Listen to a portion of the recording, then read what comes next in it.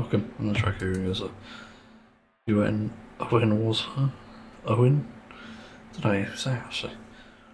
This is a pretty interesting metal track from Demetori because it's quite heavy.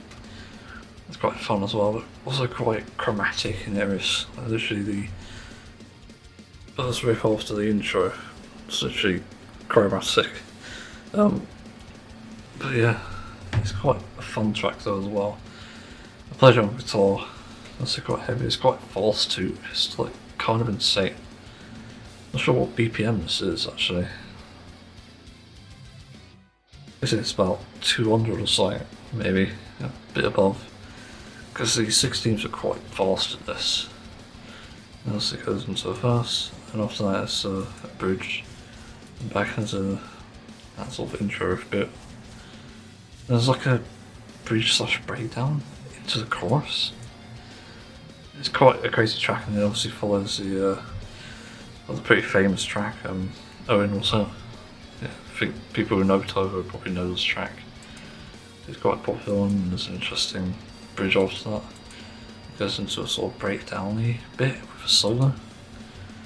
That's some interesting mix of solo too. It's quite a crazy track overall. Yeah, there's a key change. Yeah, I do like this track. It's another great Demetori track. You could expect. Yeah, I was gonna say something. I can't remember how the fucking saying goes now. Yeah, like, I'm almost never disappointed with a lot of the Demetori metal tracks. Rather. Anyway, I better move on because I'm still busy. Well, I'll just talk about this. I just finished watching the interview between Good Morning Britain, Ed Balls, and I forgot the other lady. Is it Balls' lady? No, I don't think so. Just a boy. But they were interviewing Zack Polanski of the Green Party, and yeah, like this is literally the same interview as every other interview that Zack has. That's with dishonest media and corrupt media for that matter. Because everything that I've seen come out of Good Morning Britain tends to be either scoring, well, good boy points, which is like having sad stories or having inspirational stories, but then you've got the opposite where they have this. They interview someone who's like an activist or someone who's, or either bring them all together, like activists and the people they're against, but also politicians, as it seems here, like Zack Bluesky. And once again, they employ the old tactic of let's make a joke out of these people that we disagree with for some reason. And it's such a shit interview. Even the comments were quite wary to this, which is quite rare because honestly, the comments I've seen on these, especially Good Morning Britain, yeah, Good Morning Britain. I forget what their name is for some reason. A lot of the comments on there are just calling it out. It's a shit interview. They didn't ask a question, they just put things out there. They put these ideas out there that the Green Party is doing bad things, but they haven't even proven it. It's just nuts to me. Like, it's just fucking insane. This is the sort of thing where obviously an anti-corruption force, I think, would probably step in and deal with the corruption here, because it is corrupt. And I like how it opened with Zack cleverly pointing out that Ed Balls is married to a Labour politician, I think. Politician Yvette Cooper, I think it was. Which is, Balls is married to her, I mean. But, yeah, like, it was a good strategy to call that out. And he did a good job of getting that across because a lot of the comments were reflecting it, and the guy is literally saying, Ed Balls saying, I'm not married, so I'm not a politician. It's like, you were formerly a politician. And then they went to this childish direction towards the end where the other lady brought up the boob hypnotherapy thing again, and it's like, if this is the worst thing Zack has done, it's not doing you any favours. Because it's like the bare minimum. Like, it's a stupid story, yeah. I think everyone can agree with that. But it's in the past. Like, fuck me, I shoplifted in the past, for example, when I was a kid. I didn't do anything, like, really bad. But that's like one of the worst things I did as a kid, other than flush my sister's watch down the toilet, but that was a different thing. That was a fight. But yeah, like, look at the bad things that people can do. It's like, this is as tame as it comes. And the fact that you've got other leaders doing worse things. You know, obviously brought up about Nigel Farage's the funding from the... I forgot what it was. It's like funding from 5 years ago or something, or maybe longer. And also like the Brexit stuff, and he could have easily platformed that, which I find interesting that he didn't. But, you know, you have to bring up these examples where, okay, if we go into this route, we need to also find things about these people, but he didn't actually go for that. He didn't go for the throat in that case. And instead of bringing up, well, obviously a balls like politician stuff, but the other lady, I don't know. But like, instead of bringing up dirt, he used the time cleverly to put his point out there, even though he wasn't directly answering the questions or even doing a great job. He was actually doing something really effective, which is putting the idea out there that his party will address the problems. And this has been publicised to millions of people, by the way. Because I remember Good Morning Britain, I think, it's like I'm still on live TV and stuff, and obviously people wake up and watch it. Although the only problem is it's 8 p.m. 8 p.m. What? 8 a.m. time slot, according to the video. So it does sort of get a bit brushed under the rug in that sense. So people who are out at work or school, they're not going to see that, and that is kind of disappointing. But I still think a fair few people will have seen it, like pensioners and disabled people like me if they're still watching TV. But there will be people that have seen it. And I think they'll realise also it's very sleazy of Good Morning Britain. And they're still doing this sort of thing, these sort of tactics. You know, they bring up this thing about policies as well, which I found interesting because I hadn't heard of these, and when I was thinking, where did you hear them from? They didn't even explain that. They like brought up these imaginary policies and stuff, and never actually fucking discussed it. And we found out something even more interesting about the Green Party, which is something I wasn't aware of. But apparently, there's a democratic system in the party itself. So people are voting on the members rather. I think technically I'm included if I am a member. I guess I am, but I haven't received anything, so I don't know. But people apparently get to vote on the policies, which is really interesting because there's no other party that does that, at least to memory. So they're already scoring points just rapidly. It's actually pretty insane.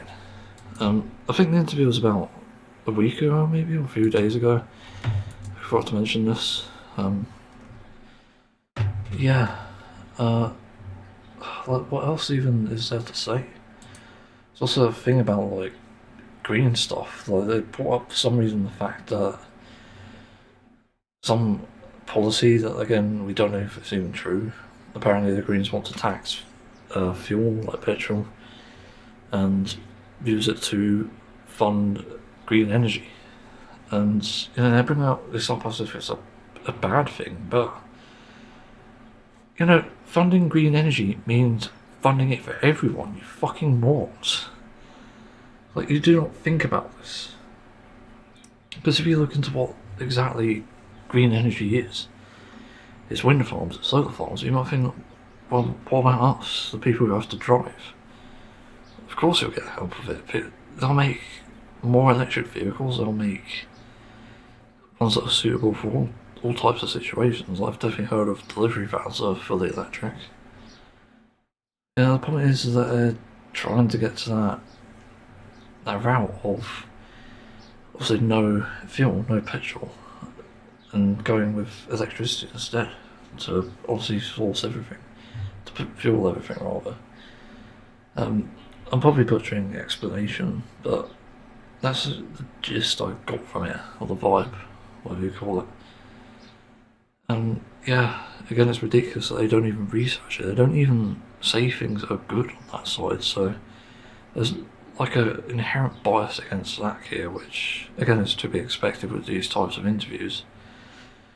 Because it's often just character attacks and trying to platform someone as being incompetent or stupid, much like the activists. But they're activists for a reason, the same way that politicians are politicians for a reason. And they treat it as if it's like a joke, which is, again, as Zack mentioned in this interview, it's why people don't take media seriously anymore. It's why they think it's a joke. Because it's dishonest reporting and it's even worse interviewing. Like, it is literally terrible. And again, they bring up the dirt as if it's like the biggest problem that we've ever faced as a country. Like, oh my god, hypno-boob therapists running the country.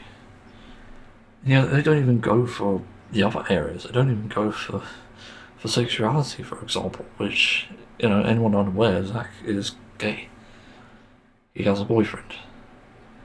And honestly, to have a prime minister that's gay is probably going to be a massive story. And it's obviously going to be good for Britain as well, because that means better rights and, you know, a bunch of other things. But also, other Green members are probably gay as well. Let's not forget that. They're probably even trans people as well. I don't know for sure. But, you know, it's not even a fucking competition at this point, because even if you do strike at that, the point is Zack's method is quite effective. It really does strike hard and strike fast. And that's because he's putting out all the right ideas and telling people publicly, to millions, what he's going to do for Britain. And I think Good Morning Britain actually really fucked up here, putting Zack on this platform.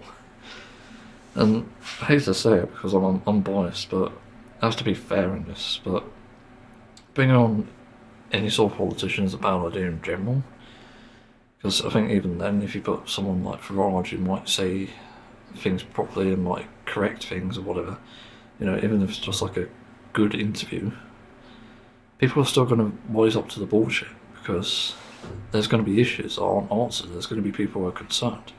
They'll hear things like from people, like friends, family, internet, TV, news, whatever it is, about Nigel Farage. And that they'll see that he's cutting welfare, that he's privatising the NHS. And then the interview skips over that, and then it makes you think, well, he's not good for us, then is he? Because he's actually cutting welfare, he hasn't addressed it, and he's actually privatising the NHS, which he also hasn't addressed. So again, Zack is like more effective here when he's ignoring the questions and actually making good statements. Like, he's not taking bullshit from anyone. He's just making a great, like, I wouldn't say it's a publicity stunt, but it sort of is in a way. But this is essentially how he gets his way and how he wins, both as a MP and even the leader. But I'm not sure if he is MP. Can you be an MP and a leader? I never really considered that, so maybe that's a bit stupid. But yeah, and they also asked questions about the border control thing, and I found it bizarre that Zack didn't answer that. Because Good Morning Britain was trying to make it sound like he wasn't allowing anyone in, which isn't the case, and he has talked about this before, I'm pretty sure Zack has anyway. It's not just letting any old person in, it's literally the same as it always has been. It's like an interview process, and obviously he's going to have to debunk the misinformation around what's actually happening with boats, because there's a lot of misinformation around that. But this is what I mean. There's so much misinformation that becomes the evidence, and when there's actual truth being said by Zack or whoever it is, it gets ignored. So it gets ignored in favour of this other narrative. Yeah, the question on border thing was a bit stupid. I'm trying to think what else it was. Um, speed limit thing for some reason, which again was like this imaginary policy that they've pulled out of their arse about lowering the speed limit on motorways from 70 to 50. What? Like, weird enough, Zack didn't even answer it. He's just said we're not lowering the speed limit, but there wasn't an explanation, which I did find a bit bizarre. Yeah, even then it's sort of irrelevant anyway. Like, it's really dumb to just pull this out your arse, and you don't really have the questions or let alone the sources. And there's also that thing about green officials or something, like differentiation between the officials and the leader. There's also some weird things around that. Like, I could look at the comments again, I could go into history. They might reflect what it was. As I said, it's like, this is so much bullshit. And Zack also took the chance to bring up that Trump had killed schoolgirls in Iran.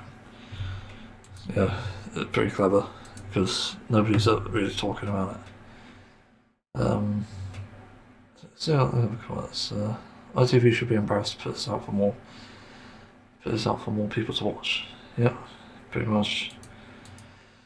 Susanna, to be clear, it is interviews like this that make us hate the media. Yeah, literally. Just really bad interviews. Why isn't it like this with every party, including the red one? Good question. Newly unearthed, the media haven't shut up about this for the past 6 months. What? Yeah. Like, they grab these stories from places and say that they're new or that they're not discussed about, and then it turns out they are actually discussing them.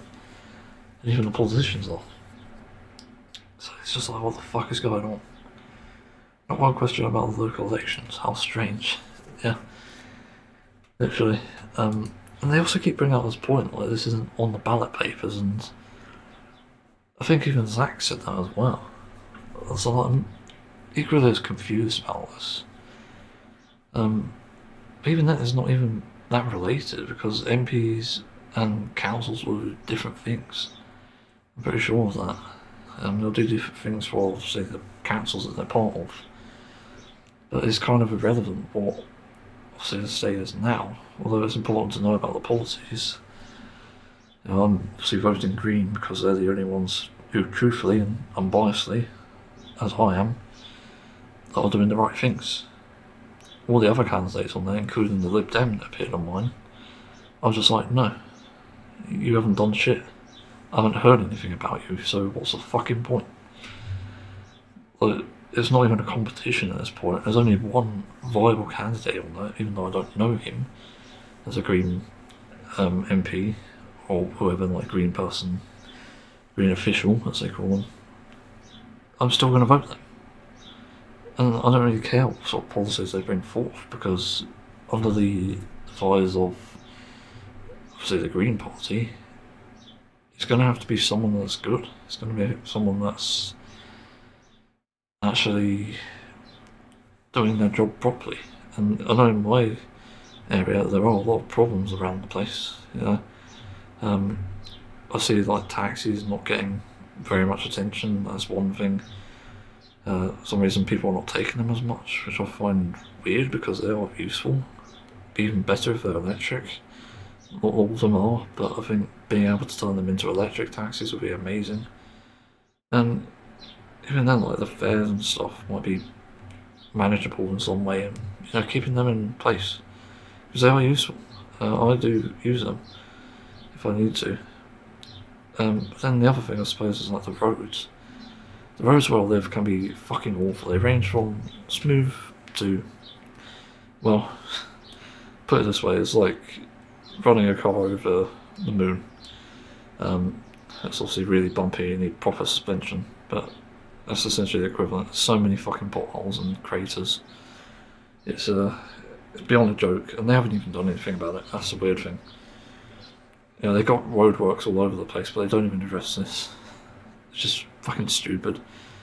It's especially disruptive when they cause noise. I hear so many heavy vehicles, like 2-3 tons, go through here, even like lorries. I've seen actually a car, one of those car holding thingies, I can't remember what they're called.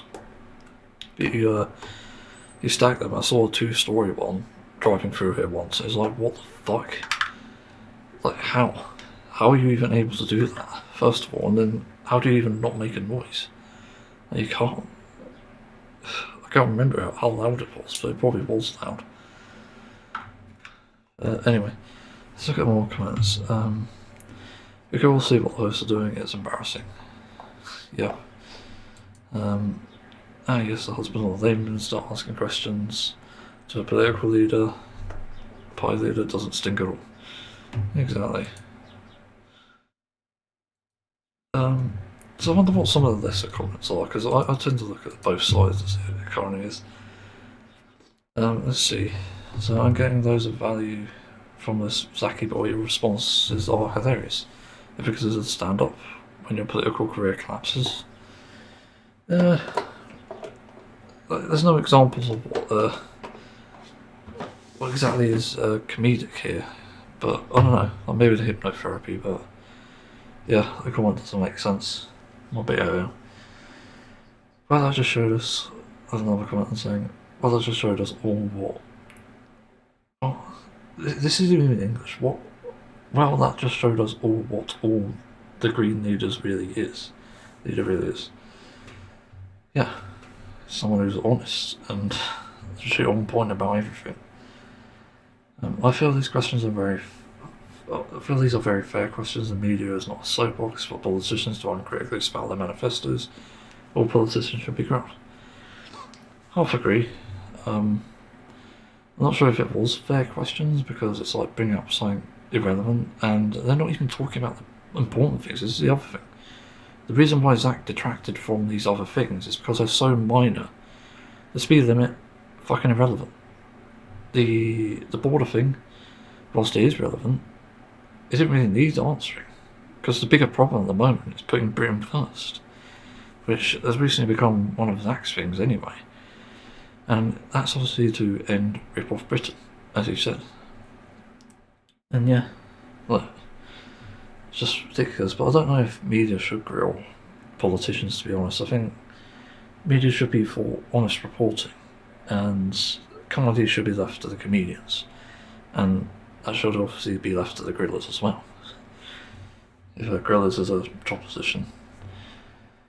Someone just says a crackpot, no referencing who. I'm guessing that's about Ed Balls. I won't vote for the Greens as they will bankrupt the country. For a fucking joker. Like what? Like how? You haven't even explained it. Like how was this fucking bankrupt the country? Literally just said end rip-off Britain. That's not bankrupting a country. Bankrupting a country is doing what Donald Trump does. Where even though you have billionaire funding, you're also using the actual funding of the taxpayer to fund a war that nobody wants a part of, and then suddenly nobody can afford anything. That's bankrupting. As far as I know, they're on their way to it. I could be wrong. Next comment. David Paulden, in brackets Zack Polanski, has sided with the terrorist Jew hater who stabbed 2 people. What? No, he hasn't. He literally posted yesterday about sympathising for the victims. Like, what the fuck? So his name isn't David Paulden, is it? Let me look it up. I feel like I'm being gaslit. Zack Polanski. Wikipedia.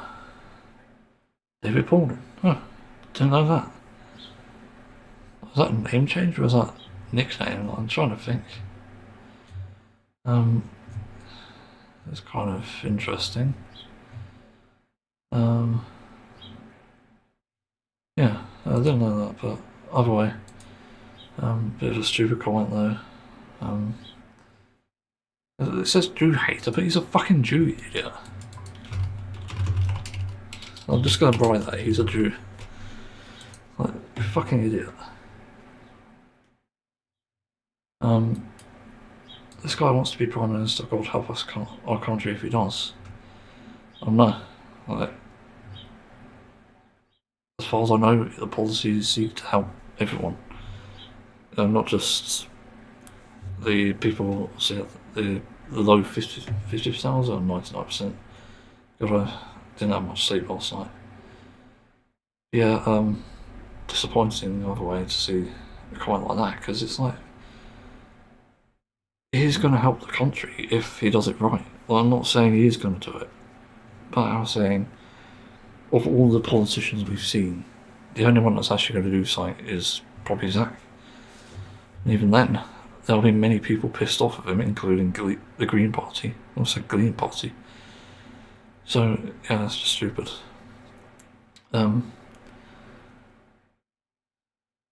Yeah, I'm going to read this last comment. Polanski, in my opinion, a perfect slime ball example of the enemy within more interested in protecting terrorists than in the safety of legally taxing paying citizens, a truly dangerous individual. The hell are you on about? Like, how is that even a thing? Like, so protecting terrorists, what do you mean by that? Like, this nonsense just comes out of their arse. It doesn't actually have any sourcing or any sort of follow-up. It's like you have this information but you're not saying it. But if they're referring to the protest where they have been deemed terrorists for protesting, then no, like, he's not a protector of them. You're just 100% incorrect about that. He has protested himself, but it's not about protecting them. It's like protecting the free speech, protecting the right to protest, which is not protecting terrorists. So again, you're a complete fucking idiot. If anything, the ones protecting terrorists are the Reform Party and Labour, because they are stirring the pot here. And actually, I might write that after this, but yeah. And then, so rather than doing that in the safety of legally taxing resident, I can't read for some reason. Then in the safety of legally resident tax-paying citizens. No, there's not more interest in protecting that. It's actually protecting citizens. I don't know what the fuck you want about. It's just so brain dead. A lot of these people just are absolutely stupid. Yeah, it's so dumb. You know, I'm willing to obviously take criticisms about the Green Party and whoever it is, and even good things from other parties I disagree with. But there's no actual proof, there's no actual truth to this, so I don't have any reason to believe it. And again, this is like, if you're withholding information, you are obliged to provide it, because at the moment I don't see it. I don't see the truth in this, and so I can't believe what these people are saying. It's the same as if I say, oh, well, Nigel Farage is a, let's go crazy here, but Muslim sympathiser, I don't know, sugar daddy for some reason. That's because it's in the recommended feed. Nigel Farage is being bankrolled by a sugar daddy. Yeah, I guess you could call him that. But, you know, saying absurd things like that, and, you know, he doesn't care about protecting our borders. So I can literally come up with anything, and it makes just as much sense as what you're saying. And that's without evidence. Because it's the same thing. So yeah, I think this is stupid. But anyway, I need to move on because I've got stuff to do. But I felt like responding to this shit. It's just really dumb. So yeah. Another random topic, but sort of interesting. So obviously, Pokemon stream the anime to the Twitch channel rather, and I've been watching it obviously when it comes on. I just feel like putting something easy to watch on, just to relax, and yeah. But yesterday, Thursday, they did a Team Rocket takeover again, and I'd almost forgotten about this, but one of the worst aspects, or actually rather a few, of the Pokemon Sun and Moon anime, which I definitely adored, and is probably the best bit of the anime there is, it had issues here and there. And one of these issues I kind of wasn't aware of, because I originally watched the Japanese dub all the way through. So I didn't even realise it was a thing until I watched obviously the English dub here. And like technically speaking, like a good portion of Sun and Moon I actually watched the Japanese dub first. But what's quite interesting is like the various aspects I didn't like. So let's start with the obvious one. Rotom Dex. Yeah, this character is fucking awful.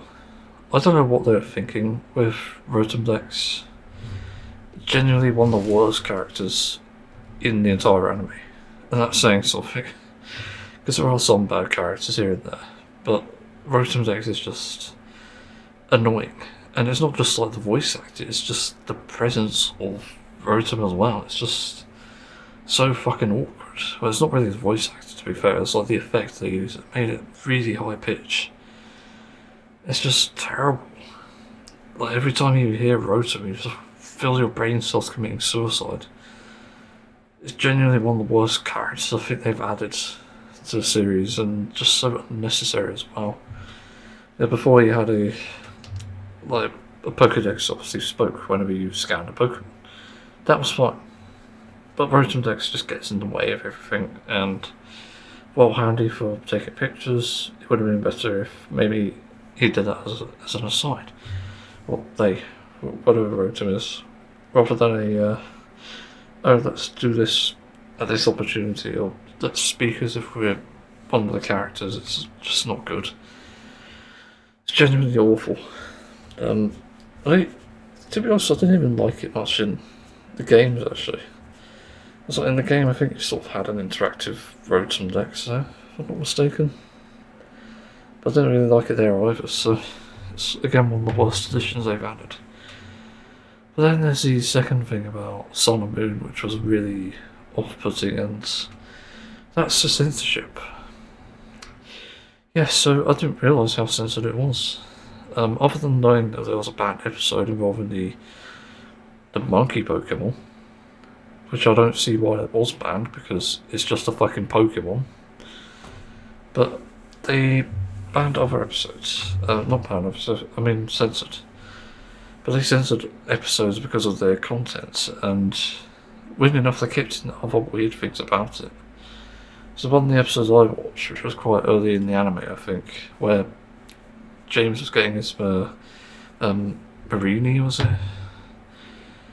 I think it was a Marini, but somehow Meowth sees Mimikyu swimming underwater without the, the disguise. And, he gets essentially possessed. But you only see him passing out and then getting up again. I can't remember from years ago if there was a censored scene, but chat was going crazy saying that they cut the bit out. And I looked it up, and yeah. What the fuck? As much as it's dark, what they actually cut out, it still feels a bit unnecessary. It's very weird. I looked up the clip specifically just to see what it was, and yeah, it was dark, and there's actually a second time when that happens. Later in the anime, I think, if I'm not mistaken, where Meowth goes to like some sort of underworld, and it's dark until he reaches like the end of the tunnel, and then at the end of the tunnel he sees attractive Pokemon. Like, what the fuck? But I think that was dubbed as well. That's a weird thing. But yeah, I just don't like that level of censorship. It's a bit unnecessary. And then in that same episode that I mentioned, the first one, there's also a scene where Mimikyu does like a fucking literal horrid jump scare. It's like actual, I forgot what it's called, Nightmare Fuel. That's it. But it is genuinely Nightmare Fuel, and they just didn't cut that. And this is a kid's show, by the way. Like, what the fuck? It is so bizarre. Admittedly, the Ultra Beast stuff and the family affairs are a bit sort of bit adult in some ways, but it's just so weird.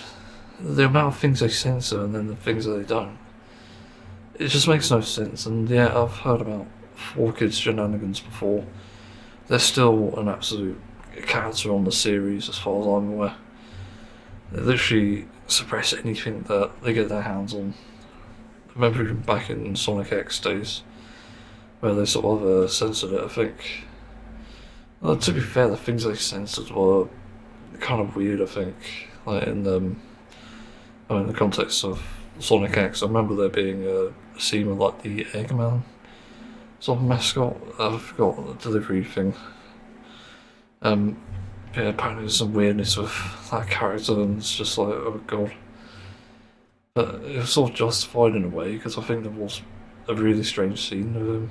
I forgot the name, Bakugan. I can't remember.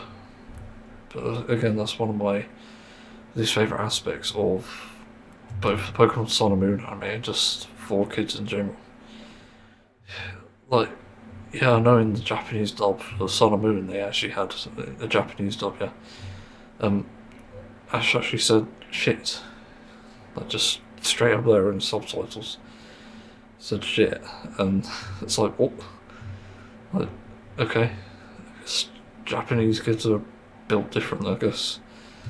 And obviously in the West we're quite polite, and so we just don't have that sort of thing. And I don't know, like, kid swearing is a weird one for me, because I used to swear a lot as a kid, and obviously that's where I get this from, for fuck's sake. But yeah, I don't really have an issue with it, to be honest.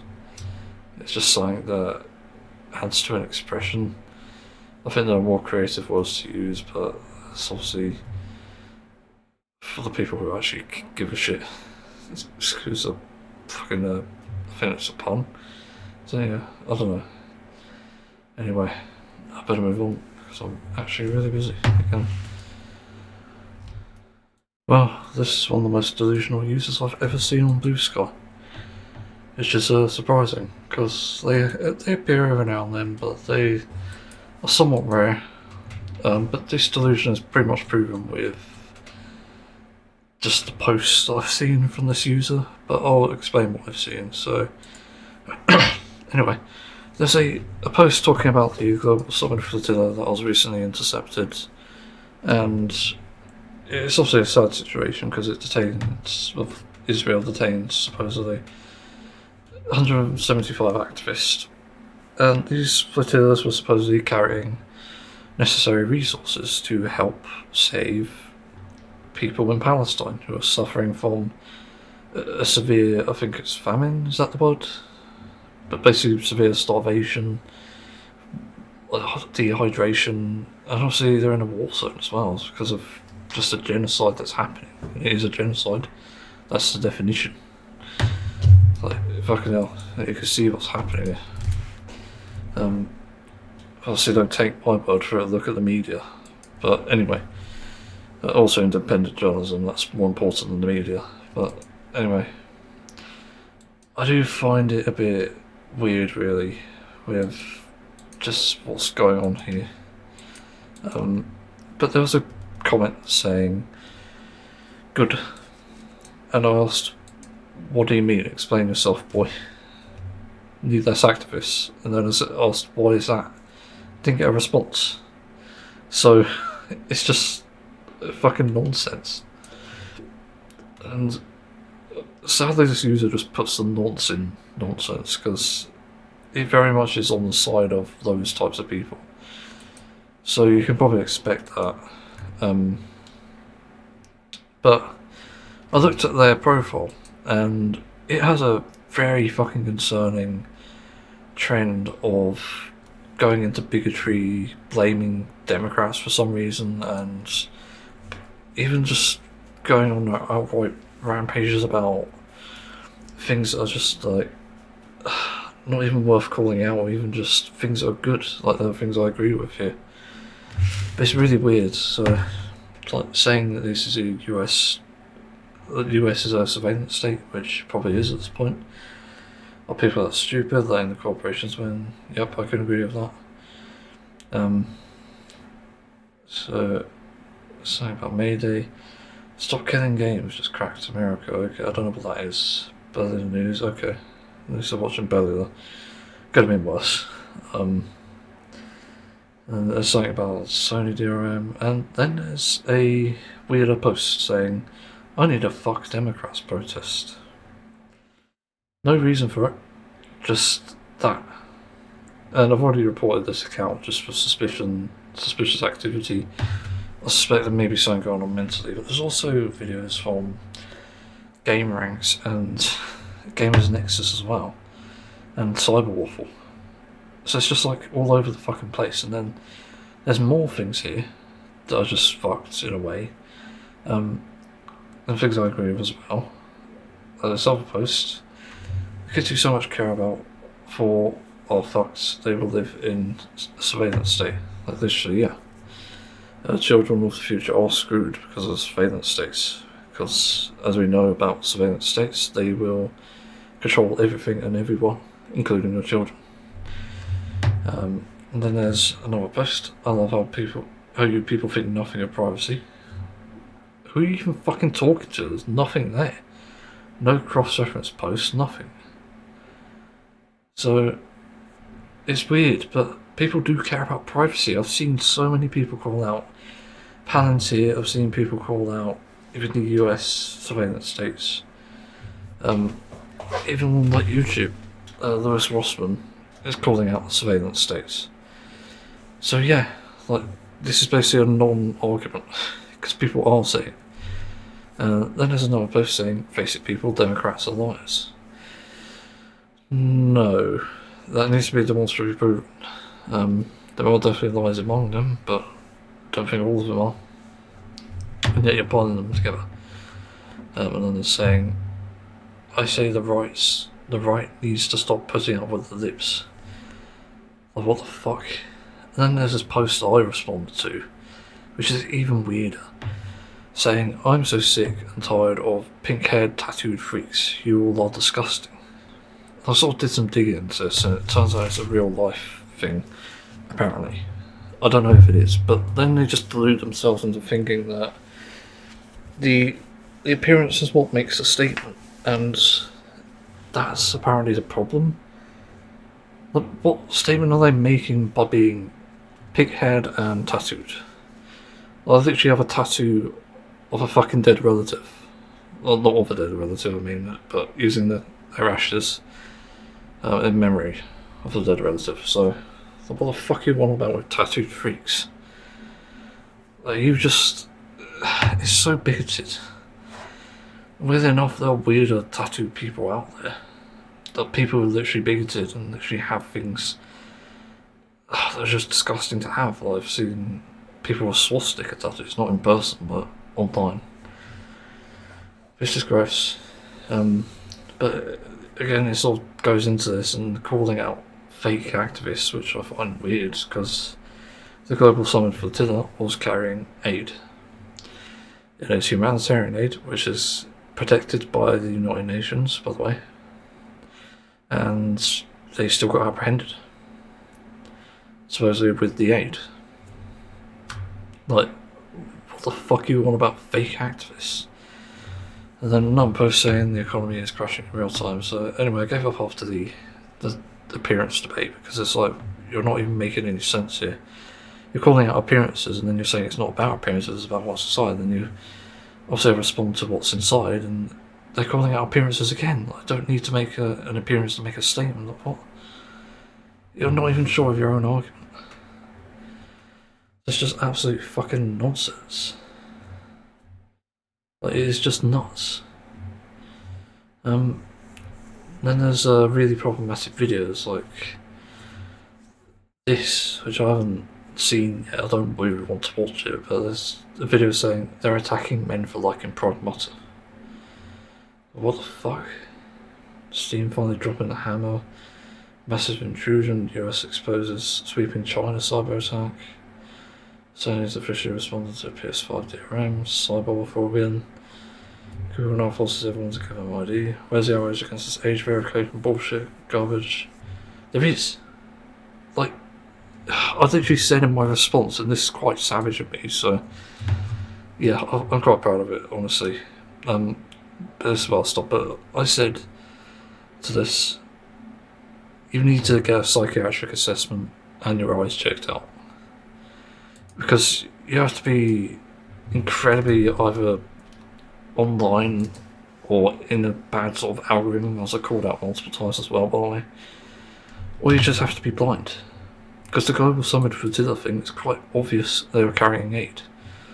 In fact, if you were to go back on the live streams that are no doubt there, I haven't looked at them yet to be fair, you would see them documenting the aid that they're carrying. It's usually like baby formula and grains, I believe. So it's a non-argument. Again, this is just a load of fucking bullshit. Are you kidding me? Like, where are your eyes? Like, it's so fucking frustrating.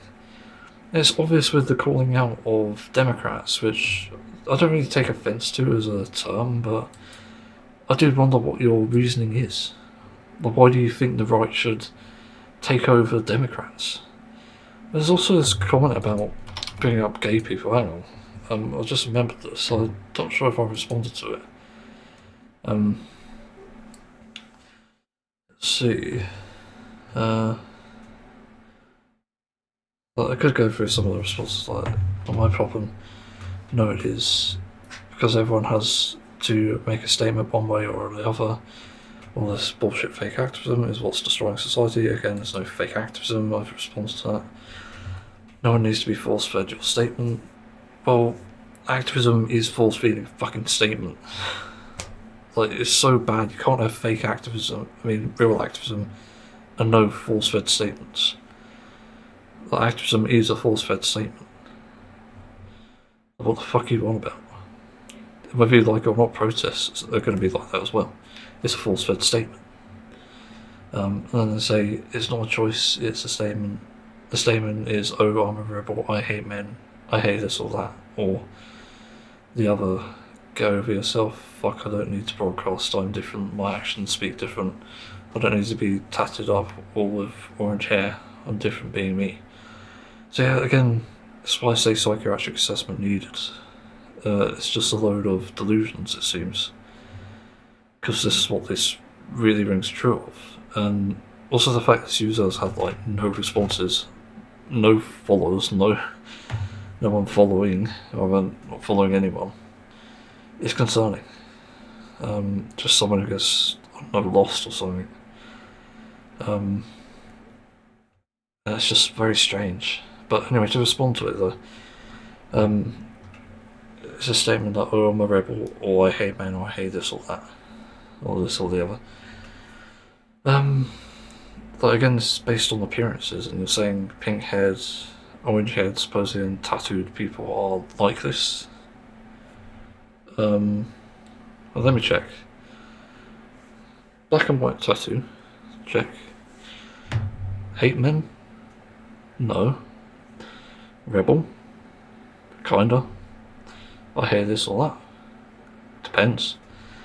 Like, it doesn't make sense, and then you're being a complete fucking hypocrite by calling this out and then not criticising yourself. You're not even looking at yourself in this image to begin with. So, also you don't dress different, but you're not dressing different to portray some opinion. You know, it's not like you're tattooing, oh, I'm a Democrat. Like, nobody fucking has that. Never. The only things people tattoo on their bodies is either artwork or things close to them. As I said, I have dead relatives' ashes in my tattoo. And yeah, like, it's just fucking nonsense what I'm reading here. It generally doesn't make any sense. And then the thing about it being different and having actions speak, like, that's just not true. As I said, it's like an algorithm thing. You're basing like things you see in reality on what you've seen in the media. It's like the other day I walked past someone outside a restaurant who was speaking a completely different language. Not English, might be Spanish. Sorry, let's do that. Ulcerative colitis. But literally speaking a language I can't understand. And the assumption from people who have fed the bad algorithm which is in this case anti-immigration racism, they'll believe that the country's being taken over. However, how do we know this Spanish-speaking person, I'm assuming it's Spanish, is not a tourist? Like, how do we know that? How do we know that they're an illegal immigrant? We don't know. So again, you're like projecting. That's what the fucking word I've been trying to find. You're projecting your idea onto someone else. Actually, I might as well respond. Like, so you're projecting your ideas to someone else. That's not reality. Like, fucking hell. That's brutal, but yeah, I have to say it. Then they say something else. They say, no, what I'm saying outwards appears doesn't mean shit. It's what's inside. I could be goth, I could be witch, I could be Satanist, I could be gay or whatever. It's what's inside that is a statement. I don't need to make an external statement.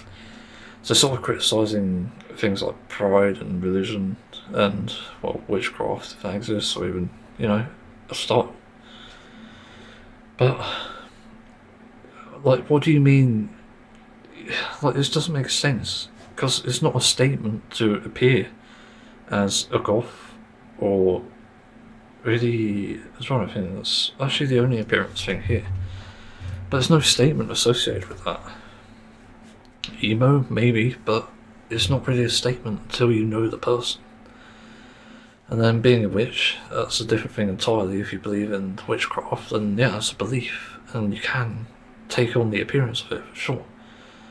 But not everyone does. And then a Satanist, the same thing. Gay? No. That's a stereotype. There's a reason why no gay person looks the same. In fact, most people wouldn't even figure out I'm gay. Because usually it's like bears and stuff, you know, bears being hairy. I'm kind of in between at the moment. Not twink, but I mean sort of non-binary appearance. But yeah, like an attraction is inside, but an appearance is outside. That's basically what it is. That's what sexuality is, I think. It's just those two things, and it's also about gender identity and obviously how you get on with someone. About what's that term? Mingling? That's not the term though. It's similar to bonding, no. But yeah, there's like no external statement. If you're saying it's about pride or something, like Pride Month, the reason that people do it is because of discrimination. Like, I'm going to respond to that. Reason people express themselves is because it is a belief that's close to them. In the case of LGBTQ+, it is inherent, therefore unchangeable, and it is celebrated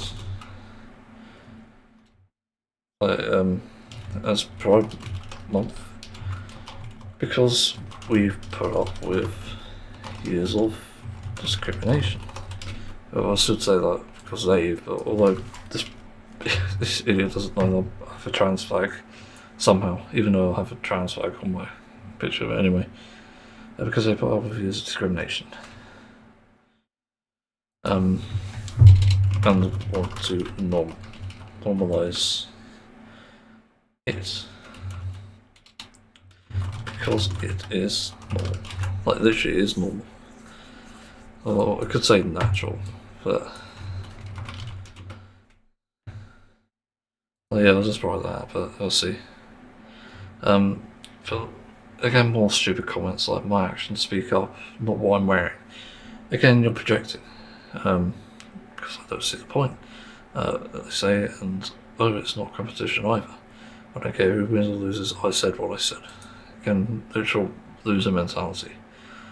And also this account has 1.1k posts, which is just fucking insane. It's just nuts. Like, what the fuck is going on even? What about media? Oh, nice account. A post saying, oh, I see libtards, crude oil apparently going down. I don't care. It's not fucking related, is it? Crude oil, I'm pretty sure is a different thing to what we're talking about. I could be wrong, but I don't know oil. But as I said, it's like, this is a dangerous sort of mentality and a dangerous account. It's just absolutely nuts, and there are so many bad things from people like this with this mentality and these fucking idiotic responses where they don't even challenge their own views. And this, I'd argue, is also one of the biggest things that even affects left-leaning and progressive spaces, where people refuse to challenge themselves and their own beliefs.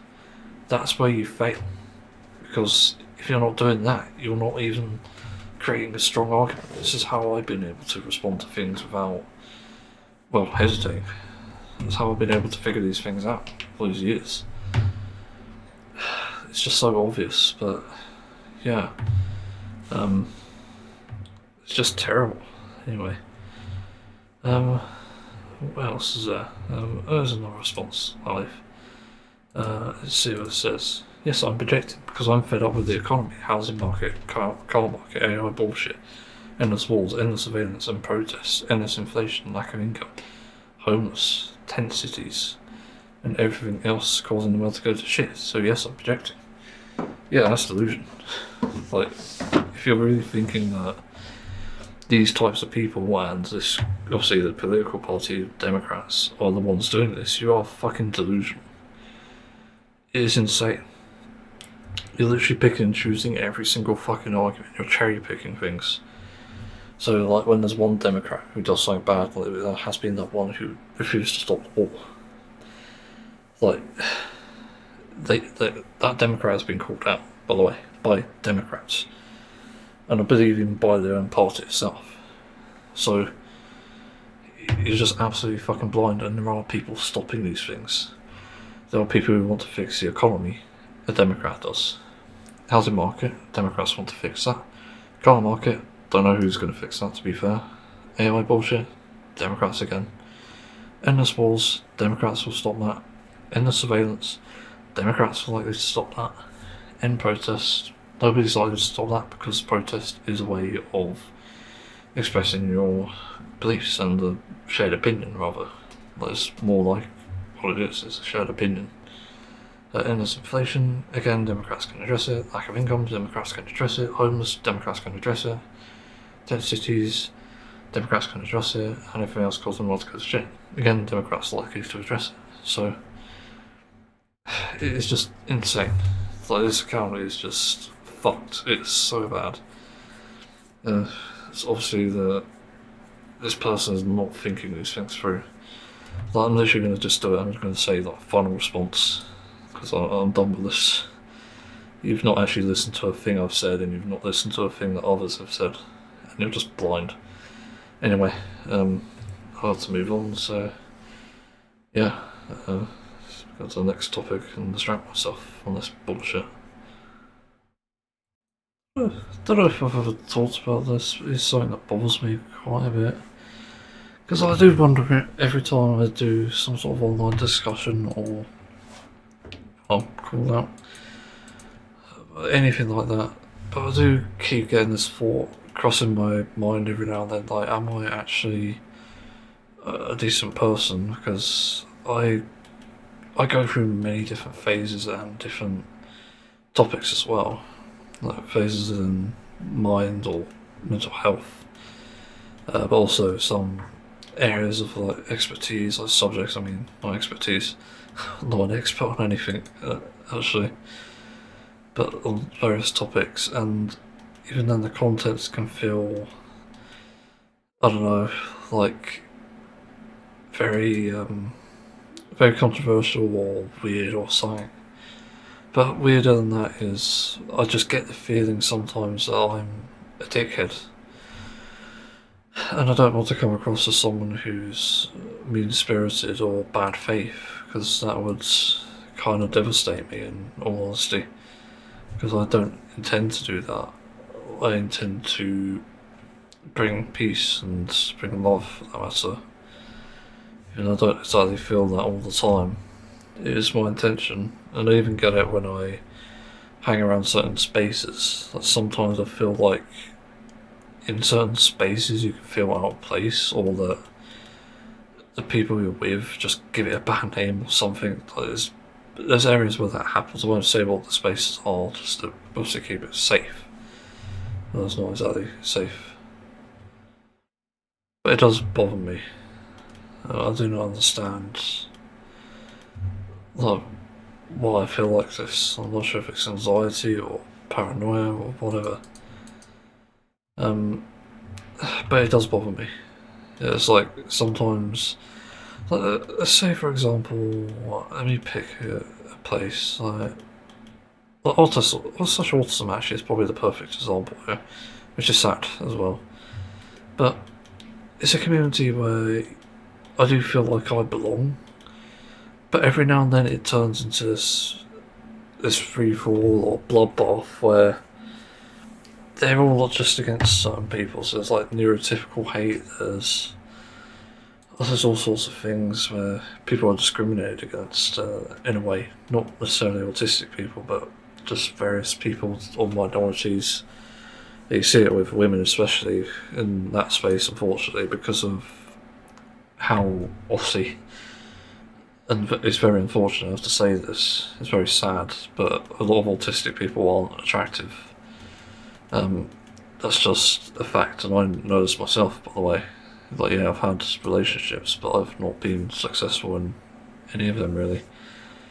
But it's just the fact that we can't really attract anyone, and that's just by virtue of the disability itself. And even then, I think the only people you can date as an autistic person are either, well, autistic people or people who are more vulnerable than you. As in, you can actually do something good with someone who's more vulnerable. So, as I brought up as an example a long time ago, if someone who's intellectually disabled, technically, if they can understand the concept of a relationship and consent, obviously being able to consent and obviously act on said consent, that definitely allows it, rather. And I think there could be a healthy relationship there. It's just also probably less stressful too, let's be honest. There's not, I don't know if that's the right thing to say, or if that's even mean-spirited, but I don't mean it in a negative way. It's obviously a good thing. But yeah, I just get this feeling every now and then, and sometimes I look at certain communities, like for example South Park. I sort of hang around the Reddit community on that, because I do love South Park, believe it or not. It's a fun show. It's genuinely one of the best cartoons ever made, even though it's quite simple in concept and also maybe not as funny in areas as Simpsons. Like even modern Simpsons by that standard, but it's frustrating sometimes because you get the feeling like we're all different here and there's no consistency.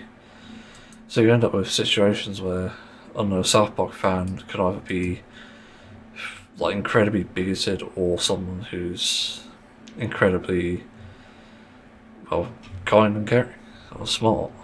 It really depends. But that's the feeling I get sometimes when I'm in a community, and it does make me worried because I don't want to support the wrong thing, but also just want to support the right thing as well. That is weird. Yeah, so I don't really know. So yeah, like what else do I even add? Like sometimes I get the feeling as well that people are closed-minded. I feel this in specifically like left-leaning and progressive spaces. But I do worry that people are extremely closed-minded, and that does scare me, to be honest, because that's a dangerous mindset to have. It's like if you can't criticise some Democrat for being in the Epstein files, then that's obviously a sign of something wrong. It's a sign of corruption as well, and that's ridiculous. And even with something more controversial, which I've gone into myself, like speaking about the opposite end, where I defend non-offending paedophiles and make it a big point because that's what the evidence says. It's not me saying it for an agenda. It's literally in the fucking science. There's studies on this, on social aspects, on the the real psychological aspects, and people scrap this in favour of something else. But am I making a bad name for people by mentioning this truth? Like, is that a thing? But I just don't get it. It very much confuses me, to be honest, because I'm trying to do my best with the resources I have, with the disabilities I have for that matter. Because I feel like sometimes I'm not smart enough for that. I feel even vulnerable in this situation, like I'm very incomplete or something. Yeah, it's just, I guess it's like a case of, or of a sense of belonging. I don't know if everyone has it or not, but it really can happen with me. It does hit me the hardest too, especially because sometimes I feel like I know a community and understand them, and it's like, oh, they turn around and tell me no. It sort of reminds me of how the Arrows community misinterpreted a comment I made, which sounded like a death threat. But the reality was, it wasn't a death threat. It's actually a saying that we say in the vegan community, or I say we, I'm not part of it. They dropped it really, but saying is that we regret not going vegan sooner. And people said, "Oh, you can't say that. It's a death threat." I was thinking, like, what are you on about? It's not. We say this all the time, and I didn't get a chance to respond because Reddit had already permanently banned me. Like, what? Again, I just don't feel like there's a sense of belonging there. It does feel like it's pitted against people like me who can easily make mistakes and even not mean these things. And also the fact they didn't even look at the history as well. They didn't look at my post history where I'd very much not done anything wrong. And they thought, ban this user. Like, there's zero fucking tolerance, as in someone with goodwill, and like, I had at least 30,000 karma on that account. For some reason gets banned for a simple mistake. And again, not being able to defend myself. I even contacted the admins about it. It's just so ridiculous. And then they pursued me ever since when I've made new accounts because I had to find a way to interact with the communities I've been part of.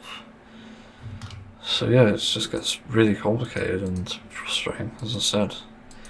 But I also feel like that in itself is a demonstration of how I'm somehow secretly this arsehole. And I'm just not aware of it. I'm not even aware when I am an arsehole because nobody says that I am. Nobody says it's mean-spirited, and I can't reflect it off anyone because nobody really cares. I don't really talk to anyone anymore. There's no point. I've got too much going on in my life and too much to do for that matter. Even if I did that, it's not like I have the time for it. I wish I did have the time, but like this thing. This morning, it took me about 5 hours to do my music, an hour of music. 1 hour of that was on the toilet.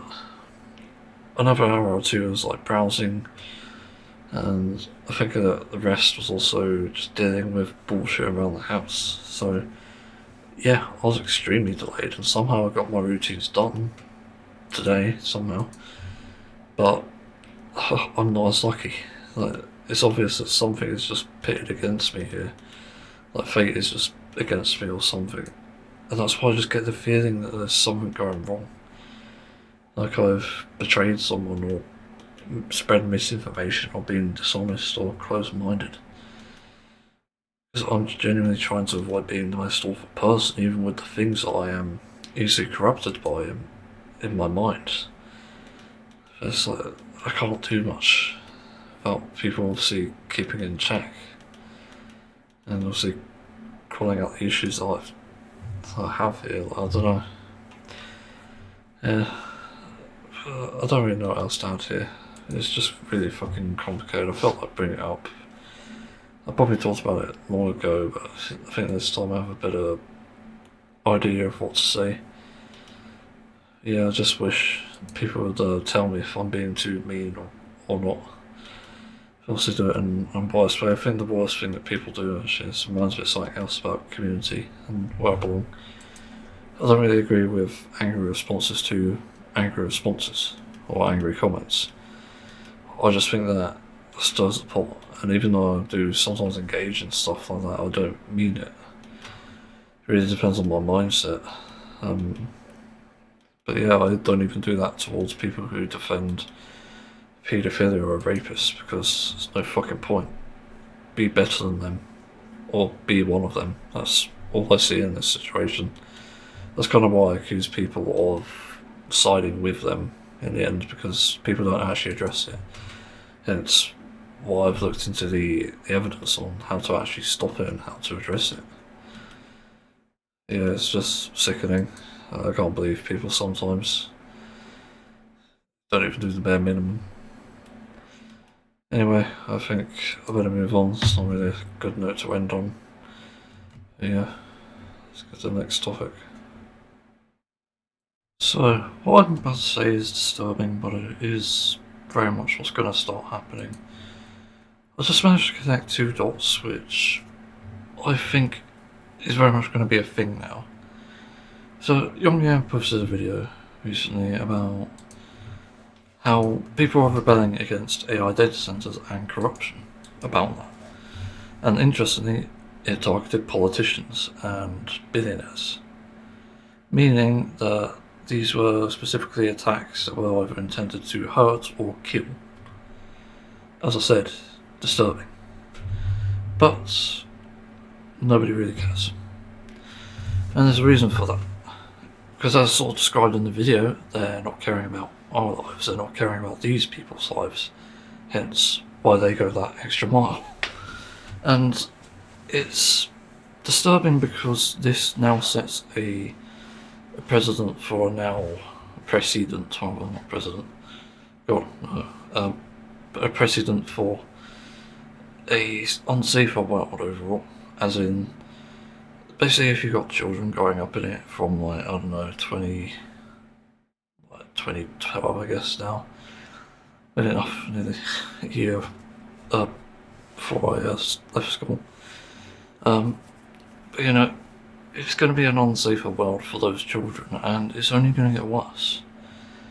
Because with this as an example now, and being shown that it can actually be possible, as far as I know, nobody's actually died or been hurt, which I'll take that as you will. But this really means that we don't have any immunity as it is. So whether you're just the average person or a billionaire, you are not fucking safe. I can guarantee you of that. And I think it's only going to get worse. And then the recent thing that made me think about this was how Nintendo is still doing the evil shit, and how they targeted they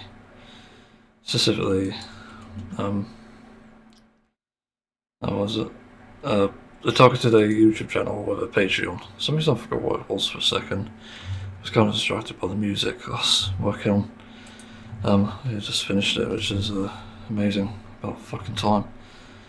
But literally, they set a dangerous precedent for creating this death and destruction that no doubt will just come as a result of callousness and just not caring.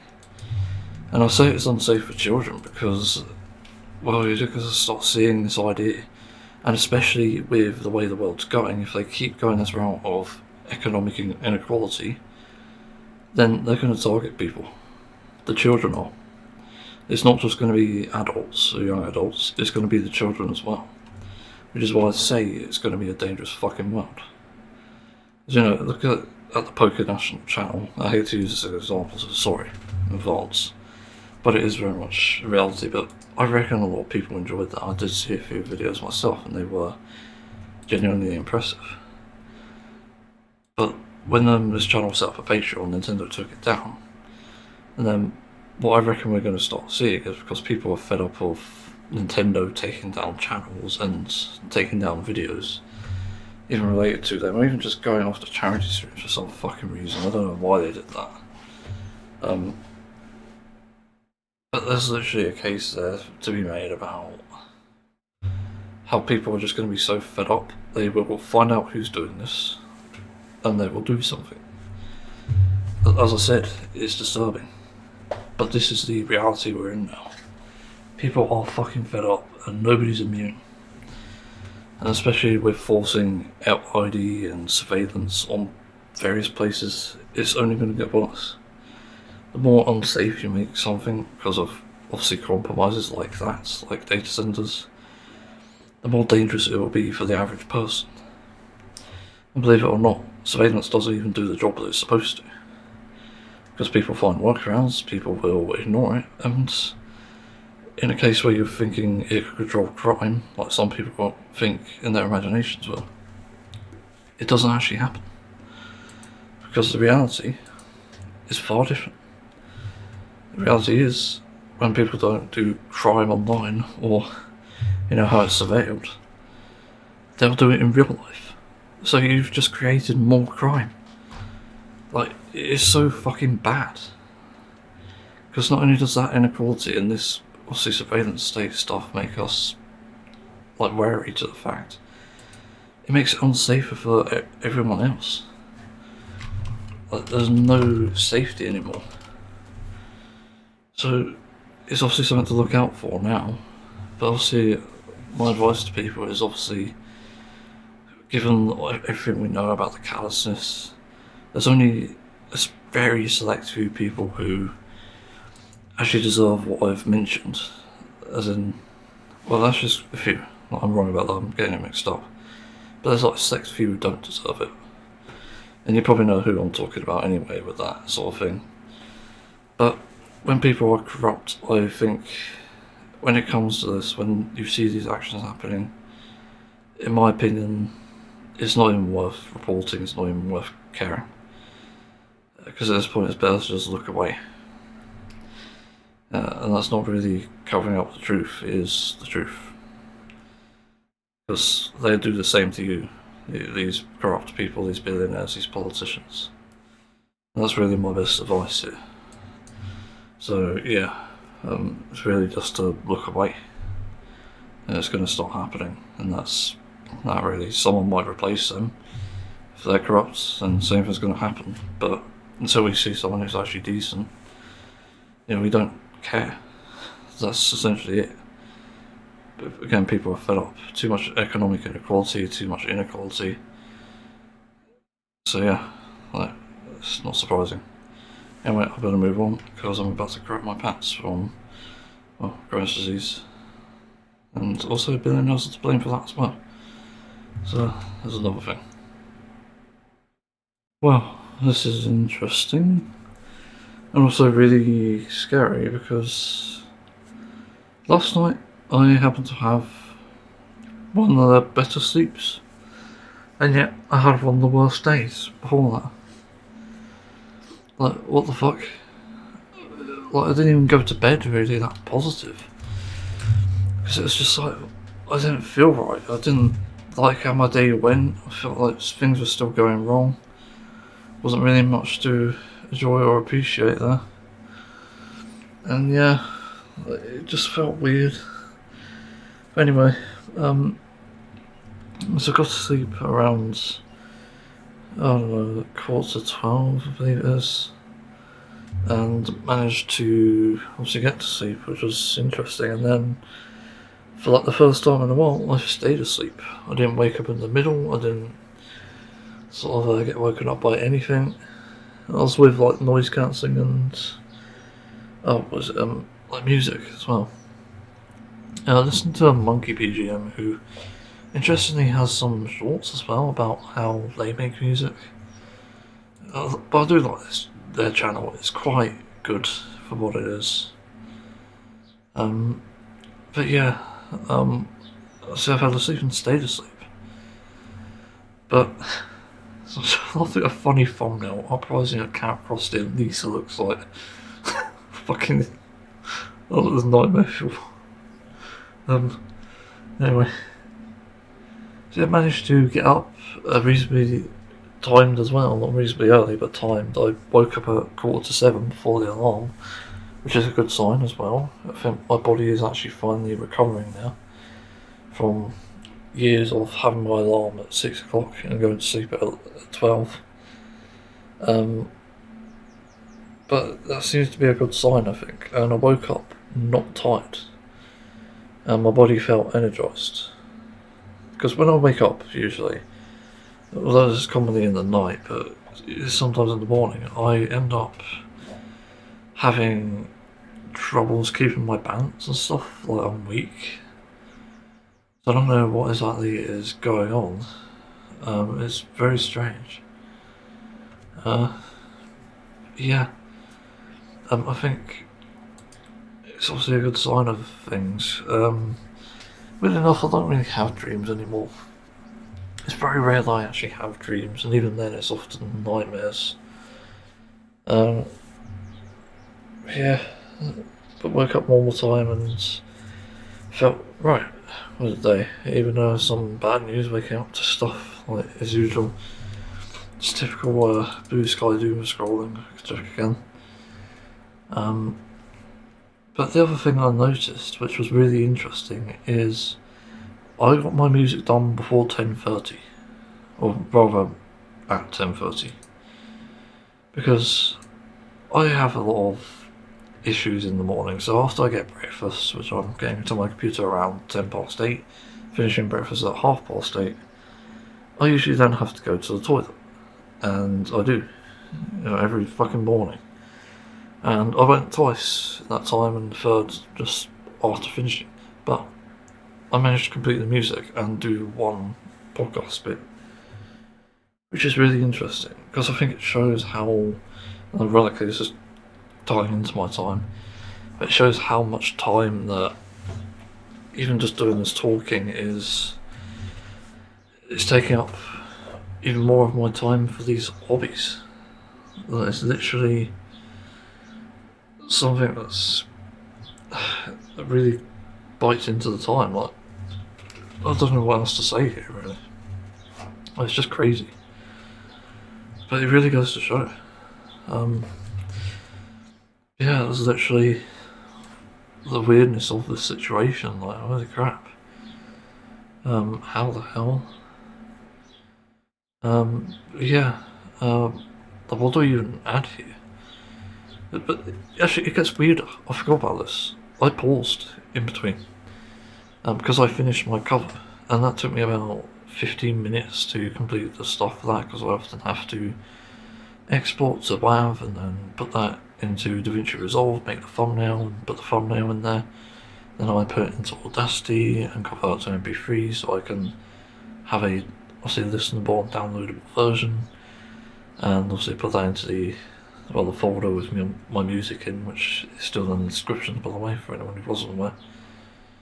And then I upload it, of course, and put the description in and stuff. I always have my sources on hand because, again, that's like an IT thing I learned, like when I was doing IT, obviously.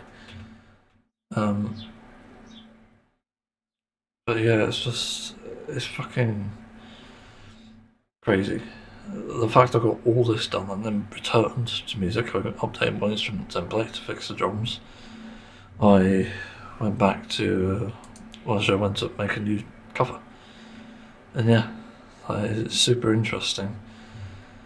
But I'm quite happy with the progress, it seems. And it does leave me with time to play the games as well. So, what was it I was doing last night? I finished MSQ. I swear I did something else. God, I can't remember. I think it was just finishing the MSQ. And then I did some video editing, which also gives me time for that. But yeah, it's like very interesting. But it's good news either way. But I don't know how to sustain this, because again, the extremely weird thing with the sleep is the fact I had a very stressful day. Extremely stressful, in fact. I literally felt my body failing. But then I managed to get to sleep. I did exercise, and that maybe did it. I did like 15 minutes at 2.1 speed on the treadmill. Probably my limit at this point, because I have asthma and an allergy to dust, and that doesn't help things. I think people really underestimate how much exercise takes a toll on me, because it is literally exhausting. And also, I'm 140 fucking kilograms, so, like, whatever you think your comfort exercise range is, pretty much times that by 5. And that's what you get with me. That's how strain it is. I wasn't sweating my arse off, which was unusual. Maybe because I have a wireless fan, which I discovered is a thing. I've got it right here, it's nice and big. It's about... I don't even know how to compare the size. Like, I'd say about 15 centimetres across. So that's the circumference as well, obviously. Like you spin it and that's the circumference of both the fan and the base. But I bloody love this thing, it's good. I have to see if it lasts and see if it works in summer as well. Yeah, I'm extremely impressed with it. It's called the Portable Fan F42D by manufacturer Jiang City Wiki. Well, I don't know, made in China unfortunately, but not much you could do about that I don't think, and especially with the severity of my sensory issues, this feels like a necessary thing to have, and it's USB charged, which is great. You can also fold it, it's portable, like completely portable, and like fold it and it's just in this cylindrical thing. It can fit into a carrying bag, not necessarily a handbag, but it's actually really good.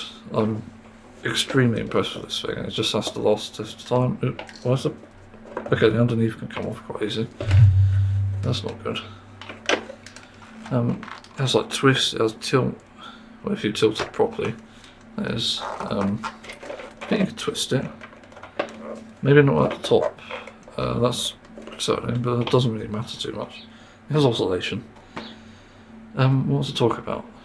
Got distracted with this fucking fan. It is sweating, wasn't it? Exercise. I intend to do arm curls as well, but I keep forgetting. I don't know what it is. I walk past it every fucking day.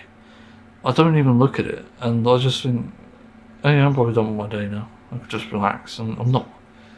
I need to do fucking arm curls. Like, my arms need working out as well.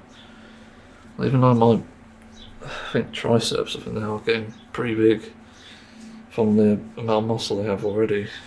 I still need to do something with them. Never know. I remember lifting the military. It wasn't difficult to lift at all. It was about 21 kilograms, it said, or 22 actually. It's got a metal frame as well, which I didn't realise. Got some sturdiness there. You can tell it's metal because it's fucking cold to the touch, which is unusual for a chair, especially as I'm used to obviously the acrylic stuff, or I don't know what it is actually. Is it acrylic or PVC? I cannot remember. But yeah, that's an update on that really. It's genuinely fascinating, and also just got a fascinating image on tablets. Where is this? Vicamp, France. Fucking interesting place. Got like a entryway for the boats. It's got hilltop houses. It's really interesting, or hillside houses rather.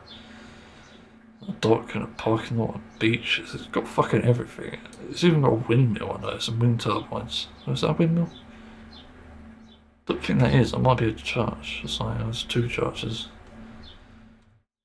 Yeah, I fucking love tablets. It's such a nice thing to have on my system. I do save pictures every now and then, and this will be no exception. What's it called again? Oh, buddy, I can't remember what it's called.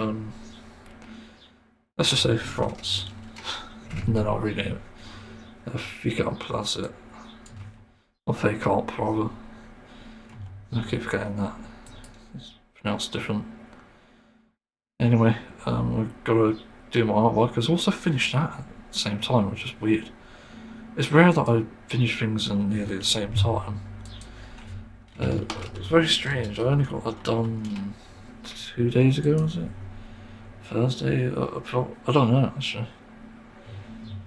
Yeah, it's quite interesting halfway. I'm definitely seeing possible benefits from the routine change and just forcing myself to do exercise, which is probably going to be a big benefit, in all honesty. It's definitely going to have some positive outcomes there. even just forcing myself. So I might do it on course today. Like, might give me time to recover. Just depends on if I have the time to. Again, because I stick to a strict time schedule with enough. Even then, I've got an hour to do artwork, and that might even take 2 hours. Again, because of Crohn's and other issues around my life. But anyway, yeah, that's about it. So let's move on. I don't even really know how to start this. Just flip my world upside down, I guess. It's incredibly fucking frustrating.